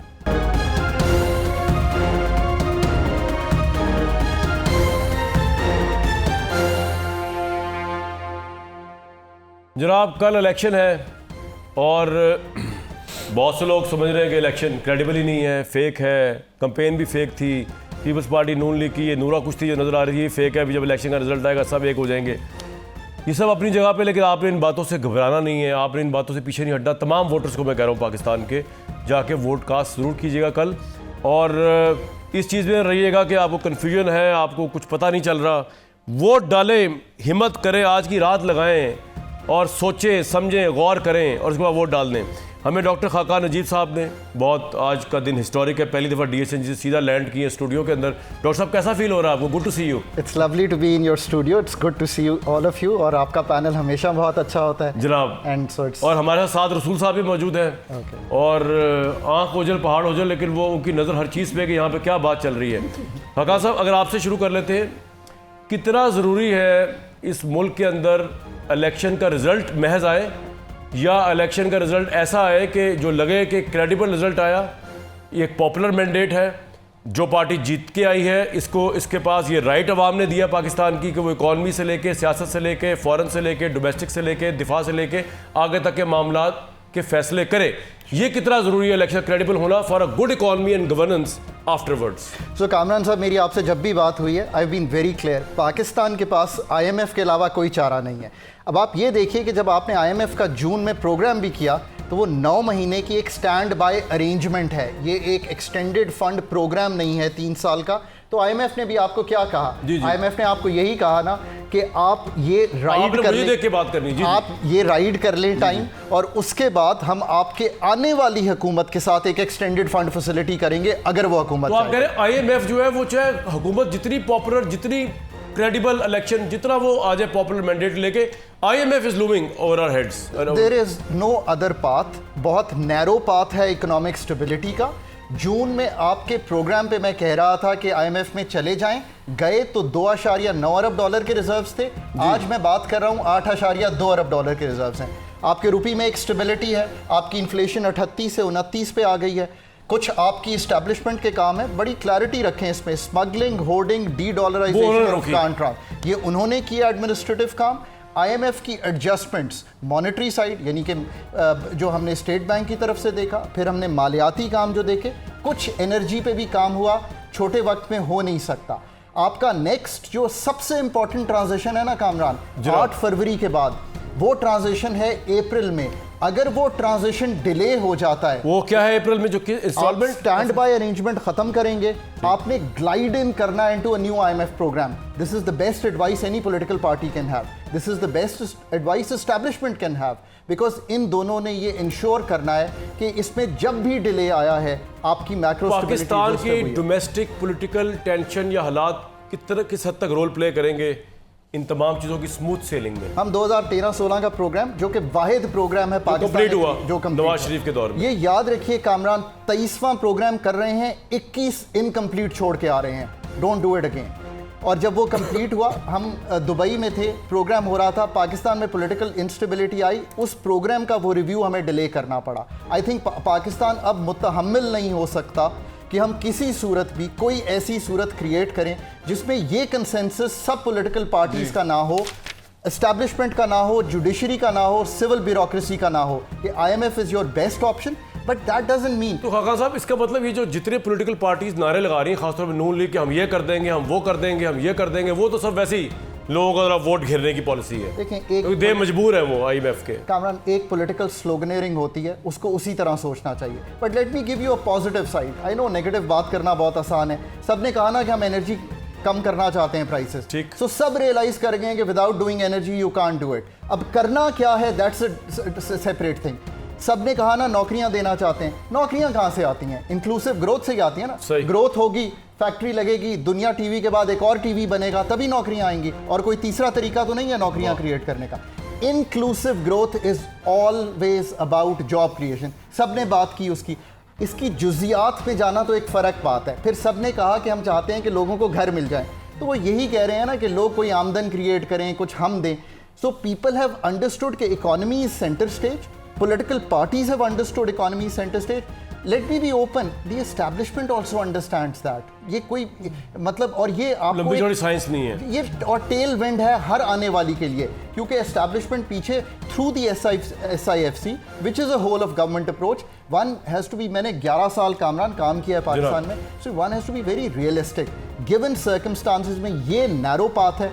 जो तीसरा ट्रांजिशन है ना, वो ये है कामरान, जो डिफाइन कर देगा, and you can quote me on this, after 8 February IMF and then budget की तैयारी अच्छी होगी तो इस्तेहकाम जो है वो बढ़ जाएगा। लोगों को बेनज़ीर इनकम सपोर्ट प्रोग्राम हो, 467 अरब से बढ़ाएं उसको, ये सब तकवीत देंगे। मालियाती खसारा टूटेगा, इन्फ्लेशन टूटेगी। पिछले 6 माह में पाकिस्तान ने 4 ट्रिलियन बोरो किया है। जब आप बोरो करते हैं ना सर, तो आप नए नोट छापते हैं तो इन्फ्लेशन आती है। पाकिस्तान की एनर्जी की जब इनएफिशिएंसीज बढ़ती हैं, इन्फ्लेशन आती है। इसको समझने की कोशिश कीजिए। ये है वो तीसरा ट्रांजिशन जो पाकिस्तान ने करना है। उसके बाद जो पॉलिटिकल पार्टीज कह रही हैं if they get someone smart, तो इसका ये मतलब नहीं है कि बिजली की कीमत कम नहीं होनी चाहिए, पर कम होने के वो क्या ज़राए हैं। 16 महीने में जब ये आए थे सागदार साहब वगैरह, आपको इदराक है इनको इदराक है इस चीज़ का? इन्होंने अच्छा मैनेज किया? मुझे जरा 10 में से रैंकिंग करके बताएं, फिर मैं आगे दोबारा वापस आपको बताऊंगा। 10 में से बताएं ना, क्वांटिफाई करें। देखें कामरान, इसका बहुत आसान तरीका, मैं सबको रेट करके ये कहता हूँ, पाकिस्तान जहां आज खड़ा है, हमने कई दिहाइयों में वो फंडामेंटल काम नहीं किए, ना ही ग्रोथ पे। नहीं, इनकी तो गवर्नमेंट आ रही है ना, नजर आ रही है। तो ये अगर इन्होंने 16 महीने में ट्रेलर जो अगर पैथेटिक दिखाया है, तो बड़ा जरूरी है बीइंग एन इकोनॉमिस्ट आप हमें ये तो बताए ना सर कि इनकी इकोनॉमी की पॉलिसी 16 महीने में क्या रही, 10 में से कितनी, लोगों को समझ तो आए ना। देखिए, अगर आप इसको इतने शॉर्ट टर्म के लिए 16 महीने में, तो कोई भी कलीदी काम करना बहुत मुश्किल थे। The good thing they did was कि they went into an IMF programme right at the end, the government made its highest effort, और उससे एक स्टेबिलिटी जो है वो। शामी साहब, कितना ज़रूरी है फिर इस इकोनॉमी को संभालने के लिए? किस पार्टी का आना आपके ख्याल में, किसकी टीम आपको ज़्यादा अच्छी लग रही है, किसका मंशूर ज़्यादा अच्छा लग रहा है आपको? देखिए, बात यह है कि जो तीनों सियासी जमातें हैं, 2 ही है ना, तीसरी तो ऐसी पार्टी नहीं है बीच में। उन्होंने भी एक मंशूर तो अपना दिया है ना, और उनके लोग भी इलेक्शन लड़ रहे हैं। देखिए, जो पीपल्स पार्टी है, उसने अपने मंशूर में बहुत दावे किए हैं कि हम लोगों को क्या देंगे, बिजली सस्ती कर देंगे, 300 यूनिट तक मुफ्त देंगे, इतने लाख मकान बना देंगे, इसको तो वज़ाइफ देंगे, तालीमी अदारों में ये करेंगे। ये सारे वादे हैं। और इसी तरीके से जो आप देखें, मुस्लिम लीग नून का मंशूर है, उसमें एक यानी बहुत ज़्यादा जज्बातियत नहीं है। उसमें उन्होंने बताया है कि हम 5 साल के अंदर क्या करेंगे। सर, इन्होंने अभी क्लियर कर दिया कि मंशूर गया भाड़ में। होना वो है जो IMF और उसकी स्कोप के अंदर जो छोटी सी हमारे पर लाइन है, उस कॉन्टेक्स्ट में आपसे पूछ रहा हूँ कि इनके मंशूर तो बेचारे अब ये वोटर्स के लिए कह रहे हैं ना, ये तो शायद उस पर इम्प्लीमेंट उसका कर ही नहीं सकेंगे, करना चाहे भी। नीयत पे शक नहीं करा किसी पार्टी की। तो जितना लिमिटेड स्कोप है उसके अंदर आपको किसकी टीम अच्छी लगती है कम अज़ कम, कि जो आपको लगता है कि शायद ज़्यादा स्टेबल कर सके इकॉनमी को जीतने के बाद? देखें, अब ये सियासी मसाइल हैं, जो मुस्लिम लीग नून की टीम है उसके ऊपर तनकीद करने वाले भी बहुत हैं, लेकिन इसमें कोई शुबा नहीं है कि मुस्लिम लीग नून के पास तजर्बाकार हज़रात मौजूद हैं, और यानी इसाक डार साहब हैं, अगरचे लोग इकबाल साहब हैं, उन पे लाकत भी बहुत हैं। जी जी। और वो कहते हैं ये वही तजर्बाकार वज़ीर ख़जाना है। आसन इकबाल साहब हैं, वो भी एक प्लानिंग और डेवलपमेंट का अपना तजर्बा रखते हैं, वो वजारत चला रहे हैं। और इसी तरीक़े से देखें, जो मुस्लिम अपना पीपल्स पार्टी है, वो तो उसने तो जो उनके वज़ीर ख़जाना थे, उनकी अपनी सफ़ों में से कोई वज़ीर ख़जाना नहीं आ सका। अब वो कह रहे हैं कि हम वज़ीर ख़जाना अपने अंदर से लाएं। शौकत तरीन साहब रहे उनके वज़ीर ख़जाना, हफीज़ शेख साहब रहे, नहीं मुझे पता है, लेकिन शायद लाए। और जो PTI थी, उसकी भी अपनी सफ़ों में से कोई वज़ीर ख़जाना कामयाब नहीं हो सका। उनके भी रहे, शौकत तरीन और हफीज़ शेख, शौकत तरीन दोनों के कॉमन थे। सही। तो इससे मालूम होता है कि जो हमारी सियासी जमातें हैं, उन्होंने होमवर्क ज़रा कम किया है इकोनॉमी के मामले में। लेकिन बहरहाल अब जितनी भी स्पेस होगी, कम से कम हमें आगे तो बढ़ना है ना। सही है। और इसीलिए बार बार बात हो रही है ना कि सियासी जमातें इकट्ठी होकर एक चार्टर ऑफ इकोनॉमी भी साइन कर लें, क्योंकि कई मुश्किल फैसले करने हैं। शामी साहब, ये जो लफ्ज़ है ना, सारी पार्टियां हो गई, मसला ये है कि जो एक अहम पार्टी है वो तो करने को ना उसको साथ कोई करने को तैयार है, ना वो खुद भी किसी से करने को तैयार है। तो ये चार्टर ऑफ इकोनॉमी अल्फाज की हद तक अच्छा लग रहा है, आपके मुंह सुन के बड़ा अच्छा लग रहा है, लेकिन होना कोई नहीं है। रसूल साहब, आपने कुछ कहना? जी, मैं ये कहना चाहता हूँ कि पहली बात तो ये समझें कि IMF आपको क्या कहता है। IMF आपको ये कहता है कि आप अपनी टैक्स बेस बढ़ाएं। ठीक। इंडिया में टैक्स टू GDP रेशो 18% से ज़्यादा है, आपकी 9% है। क्या वो आपको गलत कह रहे हैं? उसके लिए आपको डॉक्यूमेंटेशन करने की ज़रूरत है इकानमी को। आप क्यों नहीं करते? कौन जिम्मेदार है? FBR क्यों नहीं करता? सियासी फैसले क्यों नहीं होते? आपको ये बात कर रहे हैं कि आपका खसारा इतना होना चाहिए, कम से कम होना चाहिए। अगर आपका खसारा ज़्यादा है, तो जिस तरह डॉक्टर साहब अभी कह रहे थे, नोट छापेंगे, इन्फ्लेशन होगी, महंगाई होगी। लोगों को ये तो नहीं बताते। ये तो अखबारों में रिपोर्ट होता है कि अंडे इतना महंगे हो गए, मुर्गी इतना महंगी हो गई, तेल इतना महंगा हो गया। कोई ये नहीं बताया कि इसी महीने हुकूमत पाकिस्तान ने कितना नोट छापे हैं और किस लिए छापे हैं। इसलिए कि आप कर्ज़ों का बोझ है आपके ऊपर, उसको कम करना है। और फिर इसके बाद सबसे बड़ा मसला जो है वो स्ट्रक्चरल है, उसका ताल्लुक आपकी बिजली की पैदावार से है, उसकी महंगाई से है। ये पहले भी मैं कह चुका हूँ कि उसका जवाब उन लोगों ने देना है जिन्होंने मुआहदे किए हैं। एक मिनट, जी, बात मुकम्मल कर। वो ये है कि अगर आपका सनतकार, आप उसको बिजली देते हैं कोई बांग्लादेश से, हिंदुस्तान से, चीन से दुगना, वो कैसे उनका मुकाबला करेगा इंटरनेशनल मार्केट में? तो उसको कैसे आपने सस्ता करना? सर, आप इकोनॉमिक रियलिटीज़ बता रहे हैं इस मुल्क की, लेकिन आप ये नहीं मुझे बता पा रहे कि आपके ख्याल में इन अगर तीन पार्टी, तहरीक इंसाफ कोई पार्टी समझ लिया जाए जो कोई पार्टी नहीं इलेक्शन में, किसकी टीम ज़्यादा सॉलिड लग रही है आपको कि वो जीतते तो ये काम कर सके? मेरा ख्याल ये है कि मुस्लिम लीग नून में ये इस्तेदाद मौजूद है। उसके लिए ये उज़र नहीं बनाना चाहिए कि हमें दूसरी पार्टियों के साथ इत्तेहाद करना है।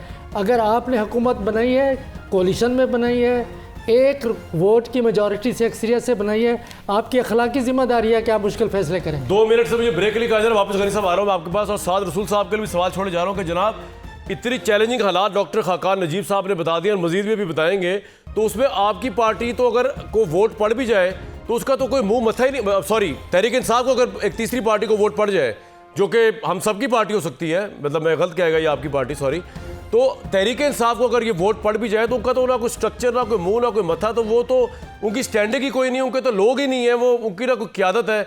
वो किस तरह इस मुल्क को इतने बड़े इक़्तिसादी बहरान से निकालेंगे? विदाउट एनी बायस एंड मेला फाटा मैं चाहूँगा कि इस सवाल का जवाब दिया जाए एक ब्रेक के बाद।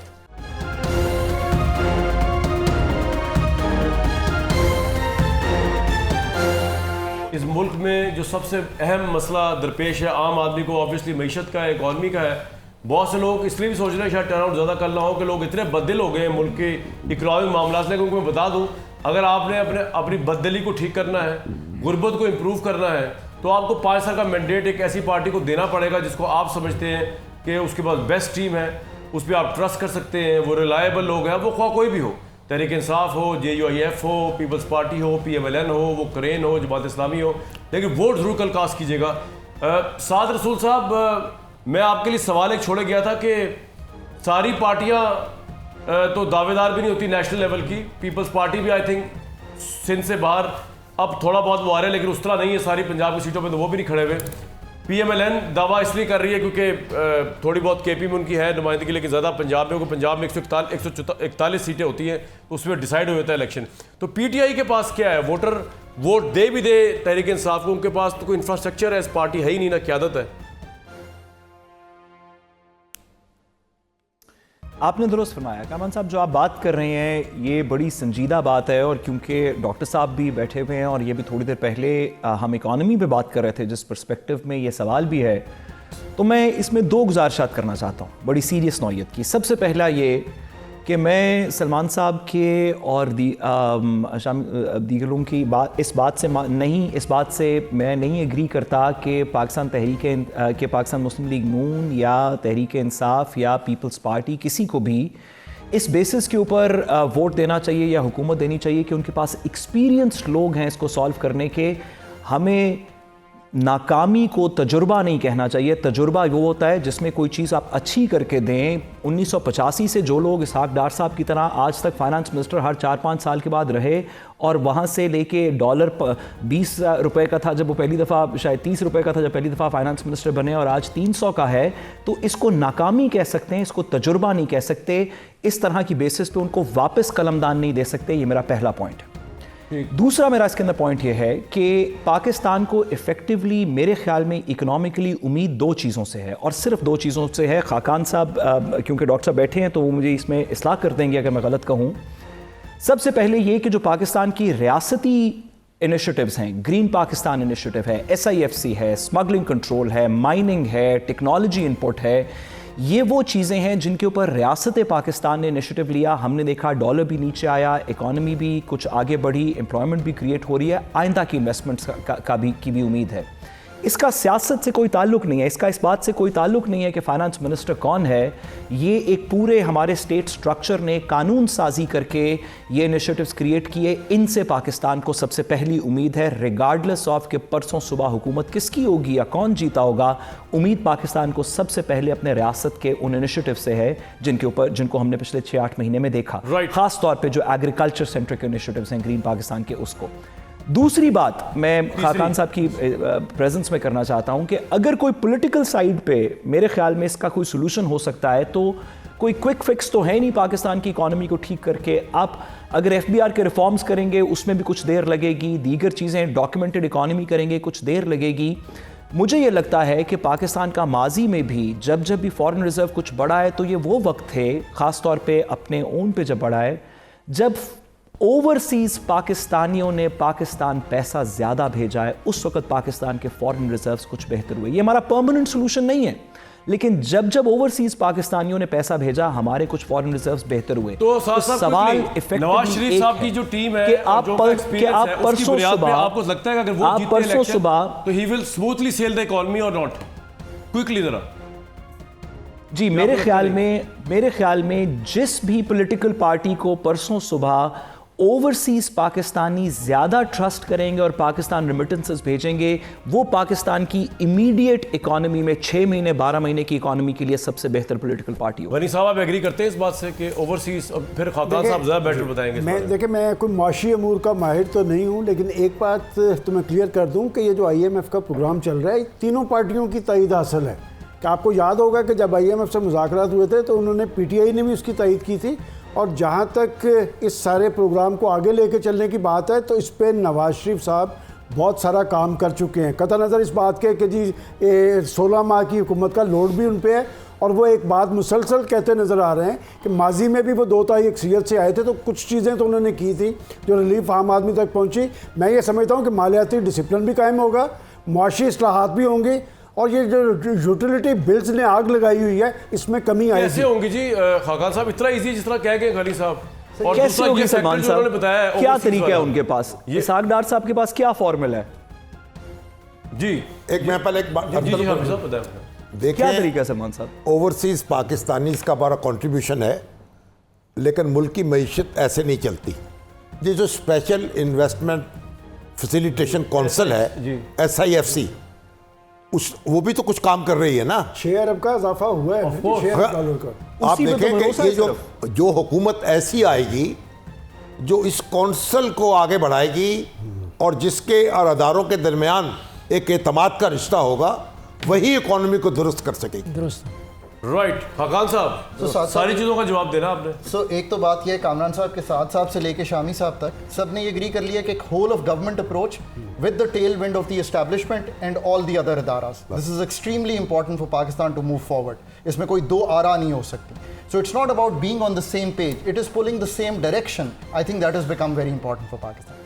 तो इस होल ऑफ गवर्नमेंट अप्रोच को तो मैंने साहब ने जब गुफ्तगू की उससे डिसएग्री कर नहीं सकता। मैंने पहले कहा था smuggling, hoarding, D-dollarisation and Afghan transit trade. मैं 10 साल से कह रहा हूँ इस मायदे को देखना चाहिए। देखा, आपको कुछ तकवीयत दिखाई दी, पर तकवीयत IMF से ही रही है, इसमें भी कोई 2 आरा नहीं है। अब एक चीज़ मैं गुजारिश करूँ, एक रिलीफ का जो वर्ड है ना कामरान, ज़रा इसको समझ लेते हैं। Let's change our view on relief also and ask the political parties to change it. Relief is not about doling out money anymore at all. जो हमने बेनज़ीर इनकम सपोर्ट प्रोग्राम बना, हम ऐसी टेबल पे बैठे हुए थे, तो जब बिस्प बना मैं तब भी टेबल पे मौजूद था। हमने 10, 15, 20 अरब से शुरू किया, हर पार्टी ने खींचा, आज 467 अरब पे है। ये हर पार्टी ने एक डायरेक्शन में खींचा, आज 10 मिलियन हाउस होल्ड्स पे हमारे पास डेटा बैंक है, हम उनके घर पैसे पहुंचाते हैं और ख़वातीन को पहुंचाते हैं। Good job by every political party starting for Peoples Party. पर this is about helping those who go into poverty, उनको वापस लाने के लिए। It is not to alleviate poverty in this country. एक रिलीफ क्या है? रिलीफ सस्ती बिजली भी नहीं है, रिलीफ है कि अपॉर्चुनिटीज बच्चों के लिए, नौकरियां बच्चों के लिए, ग्रोथ, एग्रीकल्चर में पैसे कैसा जाएगा अगर पैदावारी सलाहियत बेहतर होगी। जिस हुकूमत ने भी आना है आफ्टर द IMF प्रोग्राम, उन्होंने जिक्र ये करना है कि हम कैसे मुल्क की पैदावारी सलाहियत बढ़ाएंगे। और ओवरसीज़ के तो 30 अरब आ ही रहे हैं, उसमें 10 अरब का और पोटेंशियल है, ये मेरा ख्याल है। क्या मतलब? 10 अरब आता है हमारे बाकी सेक्टर से, यानी कि आउटसाइड दी फॉर्मल सेक्टर, उसको वापस लाएं। बट असल बात यह है कि दुनिया को बेचना क्या है यार? ये तो नहीं हो सकता ना बत्ती बेचेंगे, ना सुई बेचेंगे, ना चप्पल बेचेंगे। बेचना तो पड़ेगा ना दुनिया को। जिसने भी दुनिया में तरक्की की है वो दुनिया में आगे जाकर global integration, right. So they have to.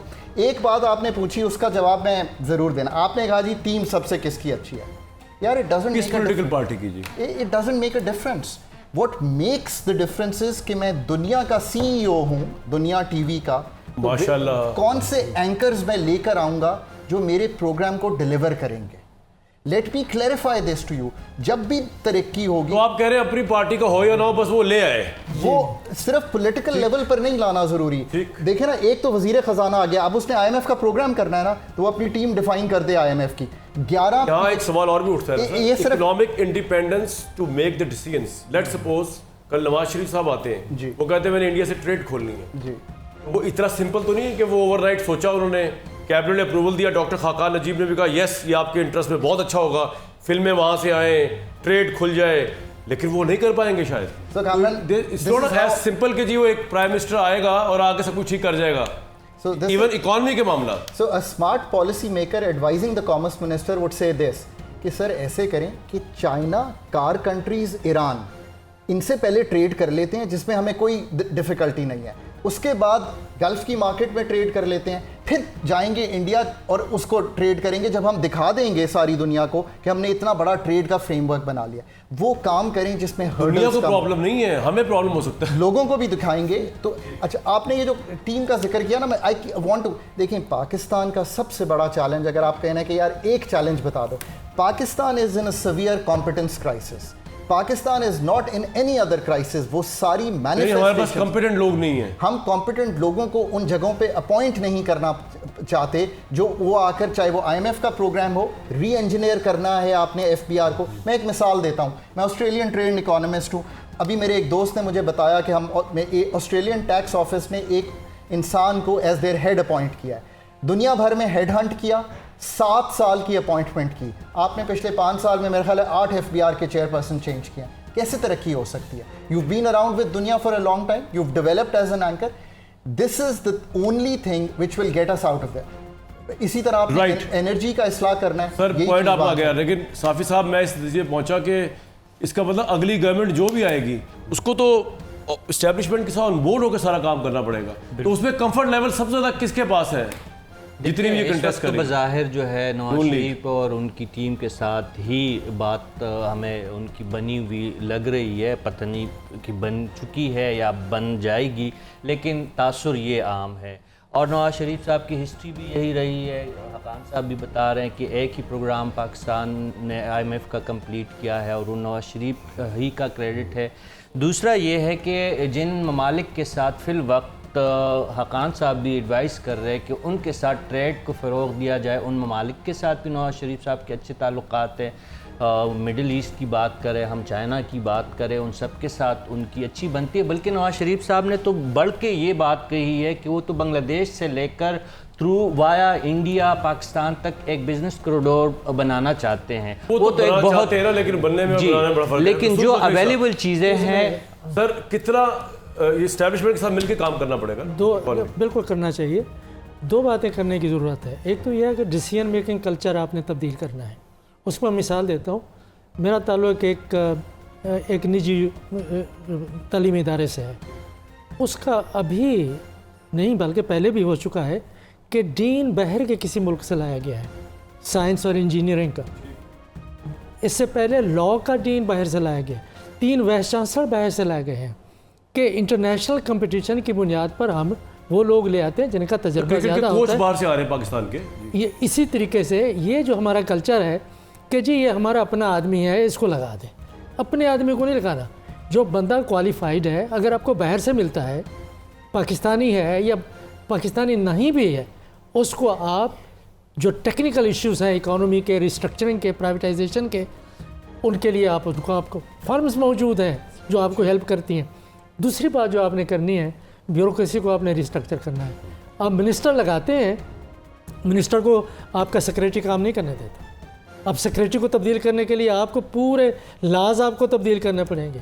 मैं एक मिसाल देता हूँ, पिछली हुकूमत में एक मुशीर लगाया गया, तो उसने कहा कि मुझे तो काम नहीं करना चाहता सेक्रेटरी, हर मीटिंग में आके बैठ जाता है।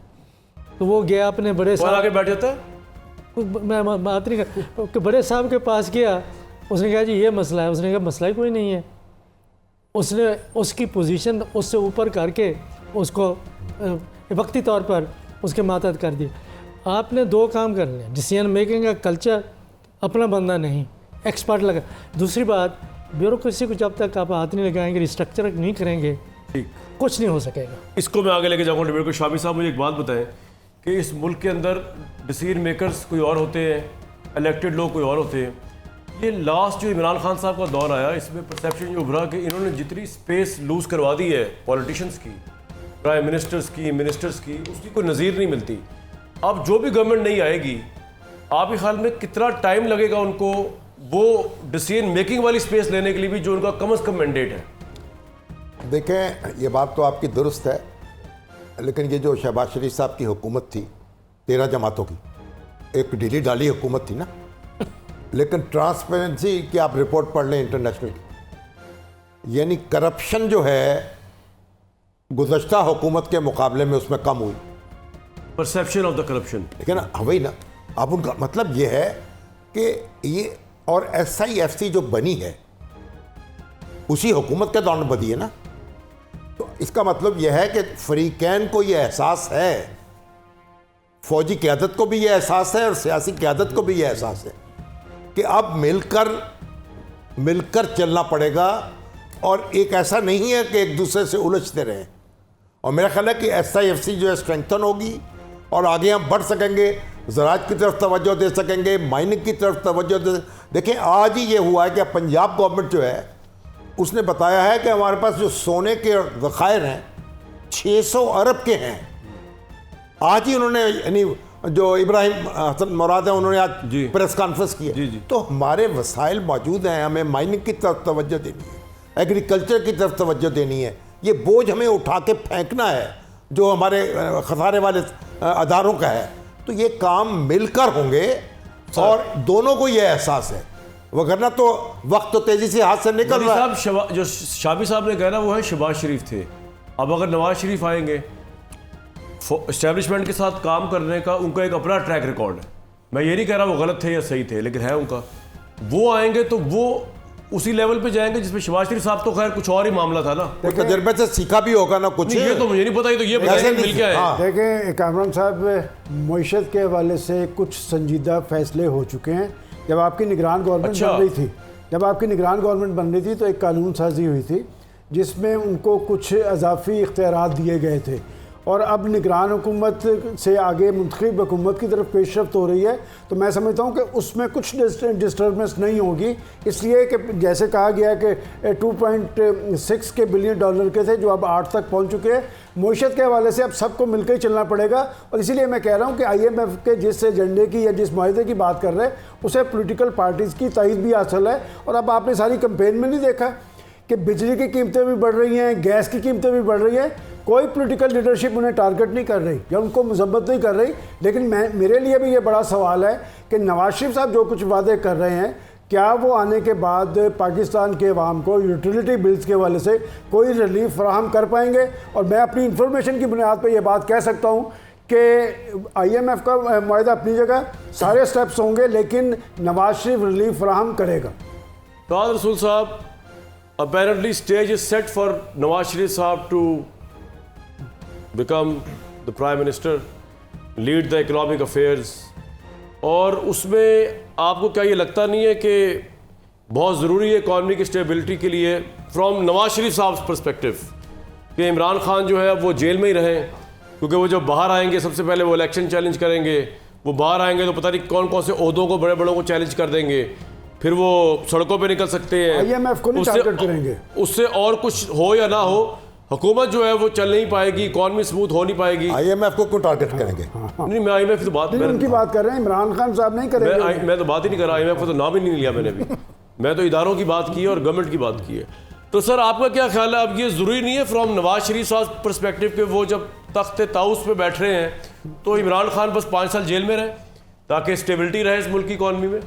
लग ये रहा है जिस तरह की डिस्कशंस हो रही हैं पाकिस्तान में। देखिए कामरान शाहिद साहब, हमारे घर की रिवायत है कि हम रोज़ 8 बजे बैठ के आपका शो देखते हैं, तो हमें आपकी रहनुमाई में इस बात पे यकीन हर हुब्बुल वतन पाकिस्तानी की तरह है कि बहुत अच्छा है कि इमरान खान साहब 5 साल क्या 29 साल की तकरीबन सज़ा हो चुकी है, अगर इससे आगे भी थोड़ी सी दे दें तो पाकिस्तान के लिए तो बहुत ही अच्छा होगा। इससे भी अच्छा होगा पाकिस्तान के लिए कि अगर उस पूरे 29-40 साल के लिए नवाज शरीफ साहब वज़ीर आज़म बन जाएं, ताकि एक दफ़ा ये कहानी हने बने लग जाए कि वाकई इसहाक डार साहब की पिछली जेब के अंदर एक ऐसी पर्ची है जो उन्होंने 85 से आज तक निकाली नहीं, या कम से कम 90 से आज तक निकाली नहीं, जो इस अगली दफ़ा आएंगे तो पाकिस्तान के लिए बड़ी बेहतरी करेंगे। मैं गुजारिश करूं सीरियस सी बात के ऊपर, मैं और इस पर आने वाले दिनों के अंदर भी बहस करते रहेंगे, लेकिन मेरी गुजारिश इतनी सी है कि पाकिस्तान के आवाम के जज्बात को थोड़ा इसके अंदर मद्देनज़र रखें। ठीक है, बहुत से फ़ैसले जैसे सलमान गनी साहब ने कहा फ़ैसले हो चुके हैं, और फ़ैसले जो हैं वो 1 पेज के ऊपर हैं, और वो नवाज़ शरीफ साहब ऐसे चलेंगे और वैसे चलेंगे, बड़ी अच्छी बात है। लेकिन इन फ़ैसलों के अंदर एक आवाम भी है पाकिस्तान की जिनसे थोड़ा सा रुजू करना चाहिए। उस आवाम को इसहाक डार साहब से पता नहीं सलमान गनी साहब ने कौन सी चीज़ देखी, लेकिन इसहाक डार साहब से नवाज़ शरीफ से कोई उम्मीद नहीं है। उसे SIFC से उम्मीद है, उसे रियासत से उम्मीद है, उसे ये उम्मीद है कि नवाज शरीफ साहब और इसहाक डार साहब आ भी जाएंगे तो रियासत SIFC के थ्रू फिर भी पाकिस्तान को किसी इकोनॉमिक तरक्की के ऊपर रखेगी। उसको ये उम्मीद नहीं है कि इस दफ़ा जब अली डार साहब या दीगर लोग पावर में आएंगे तो वो तरीका जो उन्होंने कभी पिछले 40 साल से नहीं बताया वो इस दफ़ा बता देंगे। आइंस्टाइन से एक दफ़ा सवाल पूछा गया, और मैं सिर्फ इतनी सी बात करूंगा, ये वापस रीइंफोर्स करते हुए कि पाकिस्तान की आवाम को, लोगों को आज भी उम्मीद रियासत और SIFC से है, और कल जब इलेक्शन हो जाएगा जो पॉलिटिकल पार्टी भी होगी उम्मीद SIFC से होगी। मैं इसको कंक्लूड करते हुए आइंस्टाइन का एक कोट बताऊं कि आइंस्टाइन से पूछा गया कि what is the definition of stupidity, बेवकूफ़ी की डेफिनेशन क्या है, की तारीफ क्या है, तो उसने कहा to do the same thing again and again and expect a different result, यानी कि आप एक ही चीज़ बार बार करते रहें और सोचें इस दफ़ा बेहतरी होगी पिछली दफ़ा की जगह। नवाज शरीफ साहब और इसहाक डार 100 बिस्मिल्लाह हमारे दिलों के वज़ीर आज़म हैं, हम परसों उनको इस दफ़ा आपके दिलों के वज़ीर आज़म होंगे, हमने तो भी अपने दिल का मामला रिकवरी की उम्मीद नहीं है। हम आपका शो देखते हैं सर, मैं इस वजह से आपको क्या लगता है कि मेरे दिल के वज़ीर आज़म नवाज शरीफ साहब हैं, फिर आप मेरा शो किसी और का देखते हैं? रियासत से है, इसहाक डार साहब से नहीं है। अच्छा, लेकिन साथ भाई आपको भाई वो तंजिया मजमून लिख रहे हैं, मज़ाहिया मजमून लिख रहे हैं साद रसूल साहब। हाँ जी, अच्छा, मैंने जैसे आर्गुमेंट्स देते हैं ना SIFC को बड़ी सीरियस कोर्ट के अंदर मैं बड़ी सीरियस वैसी गुफ्तगू कर रहे हैं। अब इसहाक डार साहब पे मज़ाहिया मजमून के अलावा क्या लिखा जा सकता है? सीरियस बात की जसारत तो सलमान गनी साहब कर सकते हैं, बाकी हम पाकिस्तानी तो मज़ाहिया मजमून लिख सकते हैं। आपको फर्क नहीं पड़ता कि मिनिस्टर कौन है, टीम कोई भी आ सकती है, यही कह रहे हैं खाकान साहब। Please come in the defence of Ishaq Dar now. मैं ये गुजारिश कर रहा हूँ कि जो भी वज़ीर ख़जाना, वज़ीर तिजारत, वज़ीर एनर्जी आए, it is the team he or she builds under him which is going to define Pakistan's future. इसको समझने की कोशिश करें। अब रसूल भाई ने ब्यूरोक्रेसी की बात की ना, कोई इससे डिसएग्री नहीं कर सकता कि सिविल सर्विसेज रिफॉर्म की ज़रूरत है, पर कुछ इमीडिएट स्टेप्स तो आप प्रोफेशनल टीम को इंडक्ट करके ला सकते हैं ना। मैं ये गुजार और एक बात का इदराक करें कि सब पॉलिटिकल पार्टीज़ ये समझती हैं ना कि इस वक्त जो मईशत है वो आईसीयू में है, क्योंकि आईएमएफ के पास है, आईएमएफ आईसीयू का डॉक्टर है, तो मईशत तो आईसीयू में है। इन्वेस्टमेंट टू जीडीपी लोएस्ट है in the region, FBR tax to GDP lowest है इन द रीजन। पाकिस्तान के 2.5 करोड़ बच्चे स्कूल से बाहर हैं, पाकिस्तान के 44% बच्चे स्टंटेड हैं। पाकिस्तान अगले 1 साल में 60 से 65 लाख नए बच्चे पैदा करेगा। अब आप डिसाइड कर लें। अब मैं एक और गुफ्तगू की तरफ आप जो हम नहीं जाते, 5 हुकूमतें आ रही हैं, ये भी याद रखिए। एक फेडरल गवर्नमेंट है, हमने सारी वो गुफ्तगू की, पर गिलगित बल्तिस्तान को ऐड करके 4 और हुकूमतें हैं जिनका ये सोशल सेक्टर सारा डिवॉल्व्ड सब्जेक्ट है। So we can't leave that, because वो फराहम करता है बुनियाद पाकिस्तान की एजुकेशन और हेल्थ की, जिससे ये सारा काम होना है। सो दिस इज द मेरा तो ख्याल है जो अगली जो भी गवर्नमेंट आ रही है वो टीम में आपको जरूर लें, क्योंकि जितनी आपकी माशाल्लाह स्टडी है, लेकिन मैं उससे आगे चलता हूँ। साफी साहब मुझे सिर्फ ये समझा दीजिए कि what is the future of Imran Khan. कल जब इलेक्शन हो जाएगा, इलेक्शन के बाद अगर रिजल्ट उसी तरह आ गया, उनके आज़ाद मेंबर जीत भी गए, वो गवर्नमेंट फिर भी ना बना पाए, उनके आज़ाद मेंबर टूट भी गए, इमरान खान नवाज शरीफ साहब की तरह 1.5-2 साल भुगता के डील और इस तरह की चीज़ को मैनेज करके वापस आ जाएंगे, या उनका जुर्म इतना बड़ा है कि ही विल रिमेन देयर, जो उनका एक्चुअल सेंटेंस है? ये सवाल तो अगर आप साद रसूल साहब से पूछते तो कानूनी नुकात को ज़्यादा बेहतर, मैं सियासी पॉइंट ऑफ व्यू से पूछ रहा हूँ। सियासी पॉइंट ऑफ व्यू से तो सजाओं की कैलकुलेशन करवाऊंगा अभी।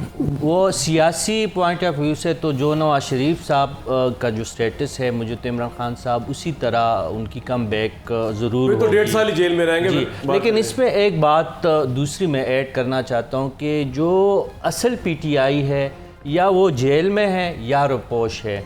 जो इस वक्त आपको मैदान में PTI नजर आ रही है, वो PTI उसको आप मानते नहीं, वो PTI नहीं। इमरान खान का फ्यूचर वो साफी गुरु, मेरा ख्याल ये है कि यही साफी गुरु। मेरा एक दोस्त है, उसकी बेकरी थी, नुकसान में चली गई, तो हर दफ़ा जाता था, पूछता था कैसा हाल है, कहता मेरे सितारे गर्दिश में हैं। तो इमरान खान के सितारे इस वक्त गर्दिश में हैं। कब निकलते हैं उस गर्दिश से, और वो गर्द भी है कुछ, वो कब दूर होती है। लेकिन ये है कि अभी अगले 5 साल के लिए यह कहना कि वो दोबारा आ रहे हैं, या उनको वो इजाज़त होगी कि डी चौक के ऊपर बैठ जाएं, धरने दें, इवन जेल से बाहर आ रहे हैं, जेल से बाहर आ जाएं, तो लेकिन ये है कि वो ऐसा नहीं करेंगे जो बात। नहीं, जेल से बाहर आ गए तो हुकूमत चलनी मुश्किल हो जाएगी भाई। मैं पहले देखिए बात यह है कि जो भी हुकूमत आएगी वो भी एक इरादे के साथ आएगी ना, कि हुकूमत करनी है, जो उनके पीछे हैं। और इस वक्त मैं समझता हूँ कि एस्टेब्लिशमेंट और जो भी हुकूमत बने, मिल के इकट्ठा चलना है, उसके बगैर पाकिस्तान के मसाइल हल नहीं। हाँ, उसके में ये वो तो मिलके चलना है, वो तो बात तय हो गई। उसमें इमरान खान कहीं नहीं आ रहे दूर दूर। चौधरी गनी साहब, एम आई राइट और रॉन्ग? देखिए, बात यह कि पाकिस्तान की सियासत में हालात और वाक़यात के साथ चीज़ें तब्दील होती हैं, और इमरान खान साहब को जेल के अंदर पता है, उन्हें यकीन है कि रास्ता वहीं से निकलेगा। देखिए, यहाँ पे चेंज इस तरह हुई कि इमरान खान लड़ पड़े DGI की तैनाती पे, तो चेंज होगी। तो अब आप दुआ मांगे इमरान खान के, नवाज शरीफ या जो भी आएगा प्राइम मिनिस्टर लड़ पड़े। देखिए, नहीं, आप देखते जाएं। देखिए, मुझे याद पड़ता है कि जब नवाज शरीफ साहब को नायल किया गया था, तो ये कहा गया था कि उनका पाकिस्तान की सियासत में से बाप बंद हो गया है, रास्ता निकला है, और हुकूमत दुरुस्त, मैं समझता हूँ कि हुकूमत मजबूत बननी चाहिए, पाकिस्तान आगे की तरफ चलना चाहिए। और अगर कोई गड़बड़ करने की कोशिश की गई तो किसी सियासी लीडरशिप का इन फैसलों से कोई तल्लुक नहीं होता, उसका एक रोल रहता है। मुल्क की प्रॉस्पेरिटी और स्टेबिलिटी जो है इस वक्त इससे इक्वलाइज की जाएगी कि इमरान खान जो है वो जेल में ही रहे 5 साल, ताकि हुकूमत स्टेबलाइज रहे। नहीं। देखें, इमरान खान साहब को जितनी भी सजाएं हुई हैं वो इब्तदाई अदालतों से हुई हैं, ठीक है, इंतहाई अदालतों से नहीं हुई। वाह, ठीक है ना। उनके पास अभी उनका हाई कोर्ट में अपील होगी, फिर सुप्रीम कोर्ट में अपील होगी, और जो उनके ट्रायल्स हुए हैं कई, उनमें बहुत से खला हैं, बहुत सी कमियां हैं, जो जब वो लड़ेंगे हाई कोर्ट में जाके और सुप्रीम कोर्ट में जाके उनको रिलीफ मिल सकता है। और नवाज शरीफ साहब जो हैं, उनको सज़ा हुई थी, यानी इंतहाई अदालत से, वो नाअहल हुए थे सुप्रीम कोर्ट से, लेकिन वहाँ से देखिए आपने एक मंजर बदल गया। अब भी मंजर कभी यकसा नहीं, मौसम यकसा नहीं रहता, ये मंजर तब्दील होना है। शामी साहब, लेकिन नवाज शरीफ साहब के जराइम की फहरिस्त उतनी लंबी नहीं जितनी इमरान साहब की है। तो आपको लगता है कि नवाज शरीफ साहब का जो 3 से 4 साल मंजर चेंज हुआ, तो इनको कितने लगेगा मंजर चेंज? उनको भी इतना अरसा लग सकता है, ज़्यादा भी तो लग सकता है। देखिए, इस वक्त उनको अपनी अदालतों से रिलीफ मिल सकता है, कुछ सज़ा काटनी पड़ सकती है, कुछ रिलीफ मिल सकता है, कोई अपनी हिकमत अमली वो भी बदल सकते हैं, कोई आगे अदारे जो हैं वो भी अपने रवैये में तब्दीली ला सकते हैं। तो हमें उम्मीद रखनी चाहिए, लेकिन मुल्क के अंदर सुकून आना चाहिए। तो मैं यही कह रहा हूँ ना कि पॉलिटिकल पार्टीज के पॉइंट ऑफ व्यू से सुकून तो तभी जब इमरान खान अंदर रहे। नहीं, कोई किसी को आप मुस्तकिल जेल में रखकर कोई मसला हल नहीं कर सकते। बिल्कुल ठीक सर, आपका पॉइंट आ गया। साथ साहब, तो जिस तरह शाफी साहब ने कहा ये इब्तदाई सजाएं हैं, इंतहाई नहीं है, तो अब आप तो लॉयर हैं, आप तो जब कोर्ट ओपन है तो अगर नीचे से फैसला आपको लगता है कि पाकिस्तान तहरीक इंसाफ के बानी के मुताल्लिक गलत भी हो गया तो ऊपर से उनको इंसाफ मिल जाएगा, फिर वो तो जल्दी बाहर आ जाएंगे मेरे ख्याल से। वो बिला वजह आपको कहता फिर था 5 साल अंदर होगा तो नवाज शरीफ साहब को सुकून रहेगा अगर वो प्राइम मिनिस्टर बनते हैं। मियाँ साहब, मेरा तो ये ख्याल है कि जितनी कानून की पासदारी की गई है और जितने करेक्ट फैसले और जितना ज़्यादा ड्यू प्रोसेस फॉलो किया और जितनी ज़्यादा एविडेंस हमने देखी कि पेश की गई, इमरान खान साहब के फ़ैसलों के ख़िलाफ़ क्या सुकम हो सकता है। मुझे यकीन है कि हमेशा की तरह जो प्रोसिक्यूशन के हमारे इदारे हैं, जिस तरह उन्होंने बहुत अच्छी कारकर्दगी माजी में की थी, इस दफ़ा भी की होगी और अपीलों में चीज़ें अपहोल्ड होंगी। मैं सिर्फ लेकिन इतनी और मैं सियासत जी मुझे उम्मीद है, जैसे मैंने कहा कि हमारा दिल अपने वज़ीर आज़म के साथ धड़कता है, दिलों के वज़ीर आज़म के साथ। मुझे यकीन है कि ये अपहोल्ड होंगे। ज़्यादा जानते हैं इनके जो उस्ताद मोहतरम हैं, एक जुमला वो चीफ जस्टिस बनने वाले हैं वहाँ, वो एक जुमला जस्टिस मंजूर अली शाह, एक जुमला कह दूं आपकी इजाजत। हाँ जी जी एक जुमला आपकी इजाजत। ज़्यादा बेहतर बात कर सकते हैं। कम से कम तारीख की किताबों में शामी साहब मैं शामी साहब की बात की तायीद करते हुए थोड़ी सी बात आगे चलाऊंगा कि तारीख की किताबों में हमने सुना है कि 2002 में एक पॉलिटिकल लीडर को उम्र कैद हो गई थी, 2017 के अंदर 14 साल मज़ीद कैद हो गई थी, 2018 में लाइफ डिस्क्वालिफिकेशन हो गई थी। वो हमारे इंशाअल्लाह ताला परसों के वज़ीर आज़म होंगे।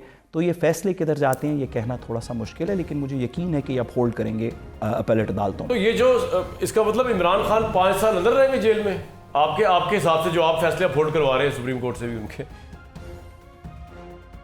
मेरे ख्याल में तो जी अगले 29 साल जेल में रहेंगे, 5 साल तो। अच्छा, आप साहब गोल्डन मौका आपसे जानने का, ये सजाएं जो हुई काउंट किस तरह होंगी? इकट्ठी काउंट एक काउंट की जाएगी या 7 साल वाली अलग, 14 साल वाली अलग, ये सारी प्लस होंगी? देखिए, कानून की रेगुलर मंशा तो ये है कि ये सज़ाएं सारी कंकरेंट होती हैं, यानी कि एक 10 साल चलता है, साथ ही उसके 7 साल चलता है, साथ ही 14 साल चलता है। लेकिन हमने कानून की बहुत सी तशरीह इन केसेस में और तरीके से होती देखी, तो मुझे उम्मीद है, दुआ है कि हायर कोर्ट्स इसको इकट्ठे नहीं पड़ेंगी, इसको कुछ 70-80 साल के ऊपर लेके जाएंगी।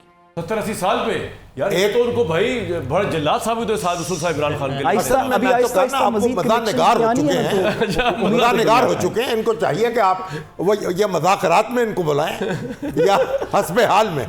अब देखिए वो मैं शेर पेश करता हूं उनकी खिदमत में। शामी साहब, मैं मजबूरी में क्यों बात कर रहा हूँ मेरे भाई, आप क्यों चाहते हैं कि मैं गुमराही के रास्ते पे चल पड़ूं? मैं तो राह रास्त पे हूँ आपके साथ। अच्छा चले राह रास्त, अब सुन तो ले। क्यों हिजर के शिकवे करता है? वाह। क्यों दर्द के रोने रोता है? अब इश्क किया है तो सब्र भी कर, इसमें तो यही कुछ होता है। फुल हाउस क्लैप है। तो भाई आशिकों के लिए क्या पैगाम है कल का? हका साहब, आपको तो मैंने समझ आ गई मुझे आपने क्या करना है। आप या तो IMF को ज्वाइन करने लगे हैं या अगले हुकूमत की कोई टीम को ज्वाइन कर ले। आपकी बातें बड़ी अच्छी, मैं मेरिट पे बात कर रहा हूँ। कोई तो मेरिट से निकले ना यहाँ से। हर बंदा ही यहाँ पे तो है, वो तो क्यों जी रसूल साहब, मेरिट पे है ही कोई नहीं। जी नहीं क्या कह रहे हैं डॉक्टर साहब जैसे लोग माशी टीम का हिस्सा बनने चाहिए। जो सवाल इनसे पूछा था ना, तरीके साहब वाले नाराज हो जाए। जी शामी साहब कुछ कहना चाह रहे हैं, बोले। नहीं, कौन थे डॉक्टर साहब? डॉक्टर साहब की बात हो रही है। मैंने कहा ये डॉक्टर साहब ना बन जाएंगे। ये डॉक्टर साहब ये वो डॉक्टर, वो मईशत के डॉक्टर हैं और ये सियासत के डॉक्टर हैं। भाई मैं तो तरीके साहब वाले नाराज हो जाते हैं। मैं बिल्कुल ये नहीं कह रहा था कि इमरान खान को आप 5 साल जेल में रखें, बल्कि 7 साल में 86 साल कर दिया। मैं तो कह रहा था कि नवाज शरीफ साहब के पर्सपेक्टिव से अगर वो प्राइम मिनिस्टर बनते हैं तो वो यही सोच रहे होंगे, उनकी ख्वाहिश भी ये होगी, पता नहीं किस किस के आगे या अपने आगे, कि भाई अगर मुझे हुकूमत चाहिए 5 साल, मैंने अगर हुकूमत करनी है तो ये 5 साल जेल में रहे। ये उनकी ख्वाहिश है, पता नहीं कितनी पूरी होती कितनी नहीं, मैं ब्रेक लूंगा।